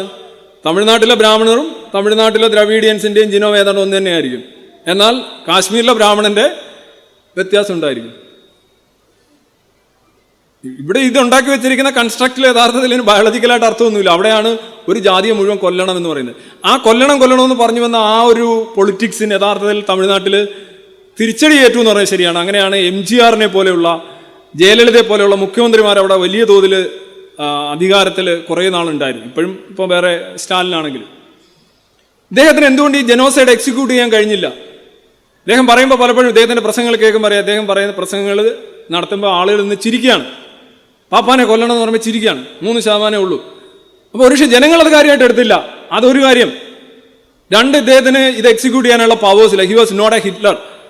അങ്ങനെ സർവ്വസൈന്യാധിപനോ അല്ലെങ്കിൽ ഇതൊന്നും ചെയ്യാനായിട്ടുള്ള അധികാരം ഉണ്ടായിരുന്നില്ല. അധികാരം ഉണ്ടായിരുന്ന കരുണാനിധിക്കും അണ്ണാദുരയ്ക്കും ഒക്കെയാണ്. അവർക്ക് കുറച്ചുകൂടെ ഇക്കാര്യത്തിൽ പ്രായോഗിക ബുദ്ധിയും സെൻസിബിലിറ്റിയൊക്കെ ഉണ്ടായതുകൊണ്ട് ഇതൊന്നും സംഭവിച്ചില്ല. പക്ഷെ ഒന്ന് ആലോചിച്ച് നോക്കുക, ഈ ബ്രാഹ്മണർ എന്ന് പറയുന്ന ഒരു കാസ്റ്റ്, അല്ലെങ്കിൽ ക്ഷത്രിയർ എന്ന് പറയുന്ന കാസ്റ്റ്, അല്ലെ ദളിതർ എന്ന് പറയുന്ന കാസ്റ്റ്, ഏതെങ്കിലും ഒരു വർഗത്തിനെതിരെ നമ്മളെ അതിനകത്തുള്ള എല്ലാവരും മോശമാണെന്ന് പറയുന്നുണ്ടല്ലേ ഈ 3% നീക്കം ചെയ്യണമെന്ന് പറയുന്നത്. ജൂതര് മുഴുവൻ മോശമാണെന്ന് പറയുന്നുണ്ടല്ലേ ജൂതരെ മുഴുവൻ മാറ്റണമെന്ന് പറയുന്നത്. ജൂതരുടെ ഇടയിൽ ഓരോ വ്യക്തികളെ നിങ്ങൾ ഈ പറയുന്ന 5 നോക്കൂ. This 5-1, their autonomy, their freedom, their self-fulfillment, assertiveness and sense of uniqueness. വ്യക്തികൾ വ്യത്യാസമാണ്. ഈ ഇതിനിടയിൽ എത്രയോ പേരുണ്ടാവും. ഞാൻ പറഞ്ഞില്ലയോ, ഈ അംബേദ്കറുടെ തന്നെ ഭാര്യ ഒരു ബ്രാഹ്മൺ ആയിരുന്നു. എത്രയോ ബ്രാഹ്മിൺസ് ഈ പറയുന്ന ഐത്തോച്ചാടനത്തിനും ജാതിവിരുദ്ധ പ്രക്ഷോഭണത്തിനും ഒക്കെ സഹായിച്ചിട്ടുണ്ട്. അതിന് മാർഗനിർദ്ദേശം കൊടുത്തിട്ടുണ്ടാവും, അത് ആഗ്രഹിച്ചിട്ടുണ്ടാവും, എഴുതിയിട്ടുണ്ടാവും, പോരാടിയിട്ടുണ്ടാവും. ഇതൊന്നും ഇഷ്ടമല്ലാത്ത എത്രയോ പേരുണ്ടാവും. ഇവരെല്ലാം അങ്ങ് സംഹരിക്കുക എന്നുള്ളൊരു ഇതെന്ന് പറയുന്നത് ഒരു ഭീകരമായ അവസ്ഥയാണ്. ഇതാണ് ഈ ജനോസൈഡൽ ലിറ്ററേച്ചർ എന്ന് പറയുന്ന സാധനം. ഇത് നമ്മുടെ അടുത്തൊക്കെ ഇത് നടന്നു എന്ന് പറയുന്നത്. ഈ പലപ്പോഴും ഈ പലപ്പോഴും ഈ ജാതിയൊക്കെ വെച്ചുകൊണ്ട് ഇത്രയധികം പകയും ഹേറ്റഡും ഒക്കെ എങ്ങനെയാണ് ഈ കേരളത്തിലും തമിഴ്നാട്ടിലും ഒക്കെ പലരും ഉൽപ്പാദിപ്പിക്കാൻ ശ്രമിക്കുന്നത് നോക്കുകയാണെങ്കിൽ അതിൻ്റെ റൂട്ട് ഈ EVRൽ കിടക്കുകയാണ്. അത്രമാത്രം ഹേറ്റഡാണ്. എന്താണ് ആ ഹേറ്റഡിൻ്റെ അടിസ്ഥാനം പറഞ്ഞാൽ അദ്ദേഹം ആദ്യം ഒരു സ്പിരിച്വൽ എങ്ങാണ്ട് അവിടെയൊക്കെ ശിവഭക്തനൊക്കെ ആയിരുന്നു പുള്ളി. അദ്ദേഹത്തിൻ്റെ കാസ്റ്റ് എന്ന് പറയുന്നത് ദളിത് കാസ്റ്റ് അല്ല. അദ്ദേഹത്തിൻ്റെ കാസ്റ്റ് എന്ന് പറയുന്നത് ആക്ച്വലി വളരെ റിസോഴ്സ്ഫുൾ ആയിട്ടുള്ള ഒരു കാസ്റ്റാണ്. ദ്രവീഡിയൻ പൊളിറ്റിക്സ് എന്ന് പറഞ്ഞു കഴിഞ്ഞാൽ ബേസിക്കലി OBC പൊളിറ്റിക്സ് ആണ്. അത് ആൻഡ് ദളിത് കൂടിയാണ്. ഇദ്ദേഹം ദളിതർക്കെതിരെ നടത്തിയിട്ടുള്ള പ്രസ്താവനകൾ ഇതിനേക്കാൾ മാരകമാണ്. യുക്തിവാദി നേതാവാണ്. ഈ യുക്തിവാദമാണ് പലപ്പോഴും നമ്മൾ പലയിടത്തായിട്ട് ഇപ്പോൾ കണ്ടുകൊണ്ടിരിക്കുന്നത്. മനുഷ്യനെ മറക്കുക, അവനെ കാസ്റ്റിൻ്റെ പേരിൽ, മതത്തിൻ്റെ പേരിൽ അവനെ വെറുക്കുക, ഒറ്റപ്പെടുത്തുക, ആക്രമണം നടത്തുക. അവൻ്റെ വ്യക്തിത്വത്തിന് നിങ്ങൾ ഏതെങ്കിലും ഒരു കമ്മ്യൂണിറ്റിയിൽപ്പെട്ടാണെങ്കിൽ നിങ്ങൾ ഇപ്പോൾ ഇസ്ലാമോഫോബിയെ കുറിച്ച് പറയുമ്പോൾ എന്താ പ്രശ്നം? അല്ല പറയുന്നത് ഇസ്ലാം എന്ന് പറയുന്ന മുഴുവൻ വർഗത്തിനെതിരെ സംശയം ഉണ്ടാക്കുന്നു എന്നാണ് ഇവർ പറയുന്നത്, അല്ലേ? ഓക്കെ, സംശയം ഇസ്ലാമോഫോബിയാണോ ഇസ്ലാമോഫിയറോ ആണോ അത് നമ്മൾ വേറൊരു വിഷയം ചർച്ച ചെയ്യേണ്ട. എന്നാലും ഈ പറയുന്നതിൻ്റെ ആശയം നോക്കുക. ഇസ്ലാമിൽ ഇതിനോട് യോജിക്കാത്തവരുണ്ടാവാം, മിതവാദികളുണ്ടാവാം, നല്ലവരുണ്ടാകാം, ടെററിസത്തിനെതിരെ നിലപാട് സ്വീകരിക്കുന്നവരുണ്ടാവാം, മറ്റുള്ളവർ ഈ മതാധിപത്യം ഉണ്ടാകാം. അപ്പോൾ അവരെ ഓരോരുത്തരെയും അവരുടെ വ്യക്തിപരമായിട്ടുള്ള വ്യക്തി സവിശേഷതകൾ പരിഗണിച്ചുകൊണ്ട് വേണം നമ്മൾ സ്വീകരിക്കാനും നിരാകരിക്കാനും ചെയ്യേണ്ടത്. കാരണം വ്യക്തിത്വം വളരെ പ്രധാനമാണ്, വ്യക്തി പ്രധാനമാണ്. ഒരു വർഗത്തിനെതിരെ അല്ലെ ഒരു വംശത്തിനെതിരെ ഒരു ജാതിക്കെതിരെ പൂർണ്ണമായ ഒരു വിരുദ്ധ മനോഭാവം എന്ന് പറയുന്നത് അത് വളരെ അപകടകരമായിട്ടുള്ളൊരു കാര്യമാണ്. ഈ ട്രൈബൽ സൊസൈറ്റിയിലെല്ലാം വളർന്നു വരുന്ന അത്തരത്തിലുള്ള ഇതാണ്. പാർട്ടി കണ്ടിട്ടില്ല, നിങ്ങളുടെ പാർട്ടി ചെയ്യുന്നത് എല്ലാം ന്യായീകരിക്കുക. അത് തെറ്റോ ശരിയോ എന്നല്ല, പാർട്ടിക്കാരനാണോ ന്യായീകരിക്കുക. എന്നാൽ അവൻ തെറ്റുകാരനാണ്, അവൻ ചെയ്തത് മോശമാണ് എന്ന് പറയാൻ നിങ്ങൾക്ക് കഴിയുന്നില്ല. കാരണം നിങ്ങളുടെ വ്യക്തിത്വം റദ്ദാക്കപ്പെട്ടിരിക്കും. കാരണം നിങ്ങളൊരു പാർട്ടിയുടെ ഭാഗമാകുമ്പോൾ നിങ്ങളുടെ വ്യക്തിത്വത്തിൽ ഈ ഓട്ടോണമിയും ഫ്രീഡവും അസർട്ടീവ്നെസ്സും യുണീക്ക്നെസ്സും എല്ലാം പോവുകയാണ്. നിങ്ങളതെല്ലാം എഴുതി കൊടുത്തതിന് ശേഷമാണ് ഈ പാർട്ടിയിൽ കയറുന്നത്, അല്ലേ? ചിലർ വാച്ച് ഊരി വെക്കടാ, പേഴ്സ് ഊരി താടാ, തൊപ്പി ഊരി വെക്കടാ, ഇതെല്ലാം ഊരി വെച്ചിട്ടാണ് നിങ്ങളൊരു പാർട്ടിയിലോ ഒരു മതത്തിലോ ഒരു ജാതിയിലോ ഒക്കെ ചേർന്ന് വർക്ക് ചെയ്യുന്നത്. നിങ്ങളുടെ വ്യക്തിത്വം പോയി. നിങ്ങളൊന്നുമില്ല, നിങ്ങളൊരു ജസ്റ്റ് ലൈക്ക് ഒരുപാട് പാക്ക് കൂട്ടിയിരിക്കുന്നു, അതിലൊരു പാക്ക്, ഒരുപാട് തേങ്ങ കൂട്ടിയിരിക്കുന്നു, അതിലൊരു തേങ്ങ, ഒരുപാട് മാങ്ങ, അതിലൊരു മാങ്ങ. നിങ്ങളാരാ? ഒരു മാങ്ങ. അങ്ങനെയാണോ മനുഷ്യൻ ജീവിക്കേണ്ടത്? എല്ലാവരും ഷേക്സ്പിയർ ആണോ? എല്ലാവരും മിൽട്ടൺ ആണോ? എല്ലാവരും ഐൻസ്റ്റീൻ ആണോ? വ്യക്തികൾ വ്യത്യസ്തരാണ്. വ്യക്തികൾക്ക് അവരുടേതായിട്ടുള്ള മൂല്യമുണ്ട്. നമ്മൾ സമൂഹമായിട്ടൊരു നിശബ്ദമായ കരാറിൽ ഏർപ്പെട്ടിരിക്കുന്നു എന്നുകൊണ്ട് നമ്മുടെ വ്യക്തിത്വത്തെ മുഴുവൻ നിരാകരിച്ചുകൊണ്ട് നമ്മളെ ഒരു ക്ലാസിന്റെ മേളിൽ, ഇപ്പോൾ മാർക്സ് തന്നെ പറയുന്നിടത്ത് നോക്കുക, ബൂർഷ്വാസിയും അല്ലാത്തവരും വർക്കിംഗ് ക്ലാസ്സും. വർക്കിംഗ് ക്ലാസ് എന്ന് പറയുന്നത് മാർക്സ് തന്നെ അവസാനം പറയുന്നുണ്ട്, തൊഴിലാളി വർഗ സർവാധിപത്യം വന്നു കഴിഞ്ഞാൽ പിന്നെ എന്ത് ചെയ്യുമെന്ന് ചോദിക്കുമ്പോൾ അവിടെ പിന്നെ അദ്ദേഹം പറയുന്നത് ഈ സ്റ്റേറ്റ് ഇല്ലാതാകും കോട്ടെ, വിതറവേ. പിന്നെന്താണെന്നറിയോ? അവിടെ പിന്നെ എക്സ്പ്ലോയിറ്റേഷൻ ഉണ്ടാവില്ല, ചൂഷണം ഉണ്ടാവില്ല. മനുഷ്യനെ ചൂഷണം ചെയ്യുന്ന അവസ്ഥ തൊഴിലാളി വർഗ സർവാധിപത്യത്തിൽ ഉണ്ടാകില്ല. എന്താ കാരണം? തൊഴിലാളികൾ അത്ര നല്ലവരാണ് എന്നാണ് അദ്ദേഹം പറയുന്നത്. എൻ്റെ പൊന്നെ, ഇദ്ദേഹത്തെയൊക്കെയാണ് വലിയ ദാർശനികനെന്നും സാമൂഹ്യ ചിന്തകനെന്നും ഒക്കെ വിളിക്കുന്നത്. തൊഴിലാളികളായിട്ടുള്ള മനുഷ്യര് അങ്ങനെ ചെയ്യില്ല. എൻ്റെ മോൻ അങ്ങനെ ചെയ്യില്ല എന്ന് പറയുന്നത് അമ്മമാരോട് നമ്മൾ സഹിക്കും. കാരണം അമ്മയ്ക്ക് മകനോടുള്ള സ്നേഹം എന്നുള്ള രീതിയിൽ തള്ളാം. പക്ഷെ ഇങ്ങനെയൊക്കെ പറയുന്ന ആളുകൾ, how can we take them seriously? Let me ask A question. അപ്പം ഈ ബൂർഷകളെല്ലാം കൊണ്ടും തള്ളണം എന്ന് പറയുമ്പോൾ ബൂർഷയിൽ നല്ലവരില്ല. പെരിയാർ പറഞ്ഞിട്ടുണ്ട്, ബ്രാഹ്മണരിൽ നല്ലവരുണ്ടോ എന്ന് ചോദിക്കുമ്പോൾ അദ്ദേഹം പറയുന്നുണ്ട്, ഇല്ല, അങ്ങനെ ബ്രാഹ്മണരിൽ നല്ലവരില്ല. പക്ഷെ അതെങ്ങനെ സാധ്യമാവും? ഏതെങ്കിലും ഒരു ജാതിയിൽ നല്ലവരില്ലാതിരിക്കുമോ? പോട്ടെ, നല്ലവർ കുറവാണെന്നെങ്കിലും പറഞ്ഞാൽ പിന്നെ ഒരു പ്രൊപ്പോർഷണൽ ആയിട്ടുള്ള ഒരു ആർഗ്യുമെന്റ് എന്തെങ്കിലും വെക്കാം. ഇതൊരു മനുഷ്യന്റെ വ്യക്തിത്വത്തെ, ഞാൻ ഈ പറഞ്ഞ 5 ക്വാളിറ്റിയും മാനിക്കാനും ആദരിക്കാനും തിരിച്ചറിയാനും അദ്ദേഹത്തിന് കഴിയാത്തതുകൊണ്ടാണ് ഇദ്ദേഹം ഇത് പറയുന്നത്. ഇതിനെയാണ് ഈ യുക്തിവാദം എന്ന് പറയുന്നത് എന്നുള്ളതാണ് ഇതിൽ രസം. എനിക്കറിയത്തില്ല. ഇനി ഈ കളക്റ്റീവ് പണിഷ്മെന്റിനെ കുറിച്ച് ഞാൻ ലാസ്റ്റ് പോയിന്റിലേക്ക് വരികയാണ്. Let's get ready for A chat after this. Collective punishment എന്ന് പറഞ്ഞാൽ കൂട്ടശിക്ഷ. വ്യക്തിത്വം നോക്കാതെ, ദോഷങ്ങൾ നോക്കാതെ, വ്യക്തിയെ പരിഗണിക്കാതെ ഒരു ജനതയ്ക്കെതിരെ അവരെ മുഴുവൻ ശിക്ഷാർഹരാക്കുന്നതാണ് ഈ കളക്റ്റീവ് പണിഷ്മെന്റ് എങ്കിൽ. അങ്ങനെയാണ് ബൂർഷ ആയിട്ടുള്ള ആളുകളെ മുഴുവൻ ഗുലാഗുകളിലേക്ക് വിടുന്നത്. ഇങ്ങനെയാണ് ആൾ ഒരു കമ്മ്യൂണിറ്റിക്കെതിരെ മുഴുവൻ നമ്മൾ പ്രിജുഡീസ് ഉണ്ടാക്കുന്നത്. അവന് ഇന്ന ജാതിപ്പെട്ടവനല്ലേ, അവൻ അങ്ങനെ ചെയ്യൂ, അവൻ ഇന്നതല്ലേ, നമ്മൾ കണ്ടില്ല പലപ്പോഴും ഒരു പ്രിജുഡീസ് സ്റ്റീരിയോ ടൈപ്പ്. ഒരു വലിയ വണ്ടി വന്ന് ഒരു ചെറിയ വണ്ടിയായിട്ട് ഇടിക്കുകയാണെന്നുണ്ടെങ്കിൽ ആദ്യം നമ്മൾ ഇന്ന് ചെറിയ വണ്ടിക്കാരന് വേണ്ടി വാദിക്കും. ചെറിയ വണ്ടിക്കാരൻ വെള്ളം അടിച്ച് പൂക്കുറ്റിയായിട്ട് വന്ന് തെറിയും വിളിച്ച് ഇവനെ കൊണ്ട് കയറ്റിയതായിരിക്കും. പക്ഷേ നമ്മൾ ചെറിയവൻ്റെ കൂടെ നിൽക്കും. കാര്യം എന്താണ്? നമ്മൾ എമ്പതി കിങ് ആയിട്ട് അറിയപ്പെടാൻ ആഗ്രഹിക്കും. ആണെന്നല്ല, അറിയപ്പെടാൻ ആഗ്രഹിക്കും. നമ്മൾ വിചാരിക്കുന്നത് അതാണ് നല്ലത്. ഇവിടെ ആരാ കുറ്റക്കാരനെന്ന് നോക്കിയിട്ടല്ലേ നമ്മൾ തീരുമാനം എടുക്കേണ്ടത്, എന്താണ് വസ്തുത എന്ന് നോക്കണ്ടേ. നമ്മളങ്ങനെ നോക്കുന്നില്ല. കാരണം വ്യക്തിയെ നമ്മൾ മാനിക്കുന്നില്ല, പരിഗണിക്കുന്നില്ല, പരിശോധിക്കുന്നില്ല. എല്ലാ കാര്യങ്ങളും അങ്ങനെ. ചില പറയും വീണ് കിടക്കുന്നവൻ്റെ കൂടെ നിൽക്കണം. വീണ് കിടക്കുന്നവൻ്റെ കൂടെ നിൽക്കണം, ഇച്ചിരി മാറി നിൽക്കണം, അവന് കാറ്റ് കൊള്ളണം, അവനെ ആശുപത്രിയിൽ എത്തിക്കണം. അതൊക്കെ നിങ്ങളുടെ ധർമ്മമാണ്. പക്ഷെ അവൻ തെറ്റുകാരനാണെങ്കിൽ അവൻ്റെ പേരിൽ FIR രജിസ്റ്റർ ചെയ്യണം. കാരണം മറ്റേ എന്ത് തെറ്റ് ചെയ്തു? മറ്റാൾ എന്ത് തെറ്റാണ് ചെയ്തത്? അയാൾ നിയമാനുസൃതമായിട്ട് ജീവിക്കുന്ന ഒരു വ്യക്തി, അതിൽ ഇയാൾക്കാണ് ഏറ്റുമുട്ടി പരിക്ക് പറ്റിയെങ്കിൽ, അയാളുടെയാണ് ചെറിയ വണ്ടിയെങ്കിൽ മറ്റേ ആളെ നിങ്ങൾ എടുത്തിട്ട് അടിക്കുന്നില്ല, എന്താ കാര്യം? അത് പ്രാകൃതമായ രീതിയല്ലേ? ഇനി മറ്റൊന്നുള്ളതാണ് കളക്റ്റീവ് റിവാർഡ്. കളക്റ്റീവ് പണിഷ്മെന്റിന്റെ ഓപ്പോസിറ്റാണ്. ഈ വ്യക്തിയെ മാനിക്കാത്ത ഒന്നാണ് കളക്റ്റീവ് പണിഷ്മെന്റ് എങ്കിൽ, ആ വ്യക്തിത്വത്തെ മാനിക്കാത്ത വേറൊരു സംഗതിയാണ് കളക്റ്റീവ് റിവാർഡ് എന്ന് പറഞ്ഞാൽ എന്താ അറിയോ? ഇപ്പൊ ഇവിടെ ഇത്രയും പേര് ഇരിക്കുന്നു. പേരാമ്പ്ര എന്താ ഹോട്ടലിന്റെ പേര്? സ്റ്റേഡിയം. ഇവിടെ ഇരിക്കുന്ന എല്ലാവർക്കും കൂടെ ഞാനൊരു 50,000 രൂപ വെച്ചും കൊടുക്കുക. ജസ്റ്റ് സാങ്കല്പികം, എടുക്കണ്ട, പേഴ്സൺ തുറക്കണ്ട. ഒരു 50,000 രൂപ എല്ലാവർക്കും ഇവിടെ വന്നവർക്കും കൊടുക്കുക. ചില പറയും നിന്റെ 50,000 ഞാൻ അമേരിക്കയിൽ ഏൺ ചെയ്യുന്ന പൈസയുടെ ഓട്ട് നോക്കുമ്പോൾ ഇതെനിക്ക് മൂക്കിപ്പൊടി വാങ്ങിക്കാനുള്ള പൈസയല്ല, എടുത്തോണ്ട് പോടാ എന്ന് പറയുന്നവരുണ്ടാവും. ചില 50,000 സാറേ ഞാൻ 50,000 ഒരുമിച്ച് കണ്ടിട്ടില്ല എന്ന് പറയുന്നവരുണ്ടാകാം. പലതരം ആൾക്കാരുണ്ടാകും. ചിലക്ക് വേണ്ടാത്തവരുണ്ടാവാം. ചില പറയും നിങ്ങളെന്താ 50,000 രൂപ തന്നെ എന്നെ വിലക്കെടുക്കാൻ നോക്കുകയാണോ എന്ന് പറയുന്ന അണ്ണന്മാരുണ്ടാവാം. പല ടീംസ് ഉണ്ടാവും. ഞാൻ 50,000 രൂപ എല്ലാവർക്കും കൊടുക്കുക. ഇതിനകത്ത് ഒരാൾക്ക് വേണേൽ 50,000 രൂപ കിട്ടിക്കഴിഞ്ഞാൽ നാളെ ജീവിക്കാം, അല്ലെന്നുണ്ടെങ്കിൽ ഇന്ന് ആത്മഹത്യ എന്നുള്ള അവസരം ഒരാൾ ഇതിനകത്തുണ്ടെന്നിരിക്കട്ടെ, അതൊക്കെ പിറ്റേന്ന് തിരിച്ചു തന്നാൽ മതി. കടമായിട്ട് വായിക്കും. ഞാൻ കടമെന്ന് പറയുന്നു കേട്ടോ, ഞാൻ വെറുതെ കൊടുക്കില്ല, കടമെന്ന് പറയും. അയാൾക്ക് വലിയ സഹായമായിരിക്കും. ഞാൻ അറിയാതെ കൊടുക്കുന്നതാണ്. ഈ 50,000 രൂപ അയാൾ വാങ്ങിച്ചുകൊണ്ട് പോയി അയാൾ ആ കടത്തിൽ നിന്ന് ഒഴിവായി ജീവൻ രക്ഷിച്ച് എനിക്ക് 51,000 രൂപ തരുന്നു. ഓക്കെ, കുഴപ്പമൊന്നുമില്ല. പക്ഷെ ഇത് പലർക്കും ഇഷ്ടപ്പെടത്തില്ല. ഞാൻ ചെയ്യുന്ന ഇഷ്ടപ്പെടുന്നവരുണ്ടാവില്ല, പലർക്കും ഇത് ആവശ്യം ഉണ്ടാവില്ല. പലരും വിചാരിക്കും ഇത് 50,000 ഇത് നിനക്ക് അത്രയും വില ഇട്ടിട്ടുള്ളൂ, ഒരു 5 ലക്ഷമെങ്കിലും തരേണ്ടതല്ലേ, ഞങ്ങൾ ബാംഗ്ലൂരിൽ നിന്ന് ഇവിടെ വന്നതല്ലേ എന്ന് ചിന്തിക്കുന്നവരുണ്ടാവാം. പക്ഷെ നോക്കുക, നമ്മൾ ഒരു കൂട്ടത്തിലേക്ക് ഒരേ സമ്മാനങ്ങൾ കൊടുക്കുകയാണ്. We don't look at the mass, the numbers, the people. ആ ജനങ്ങളെ നോക്കുന്നില്ല, അവരുടെ ആവശ്യങ്ങൾ, അർഹത, അവരെവിടെ നിൽക്കുന്നു, എന്താണ് അവരുടെ അവസ്ഥ, അവർക്ക് വേണോ വേണ്ടയോ ഒന്നും കൊടുക്കാതെ ഞാൻ ഈ ഓഡിറ്റോറിയത്തിൽ വന്നവർക്കെല്ലാം 50,000 വെച്ച് കൊടുത്തു. ഇല്ല അഴകിയ രാമനിലെ മമ്മൂട്ടിയെ പോലെ. കാരണം എന്താണ്? ഞാൻ വലിയ ആളാണെന്ന് എനിക്കറിയണം. വ്യക്തി ഇങ്ങനെ ആഗ്രഹിക്കും, സർക്കാരുകൾ അങ്ങനെ ആഗ്രഹിക്കും.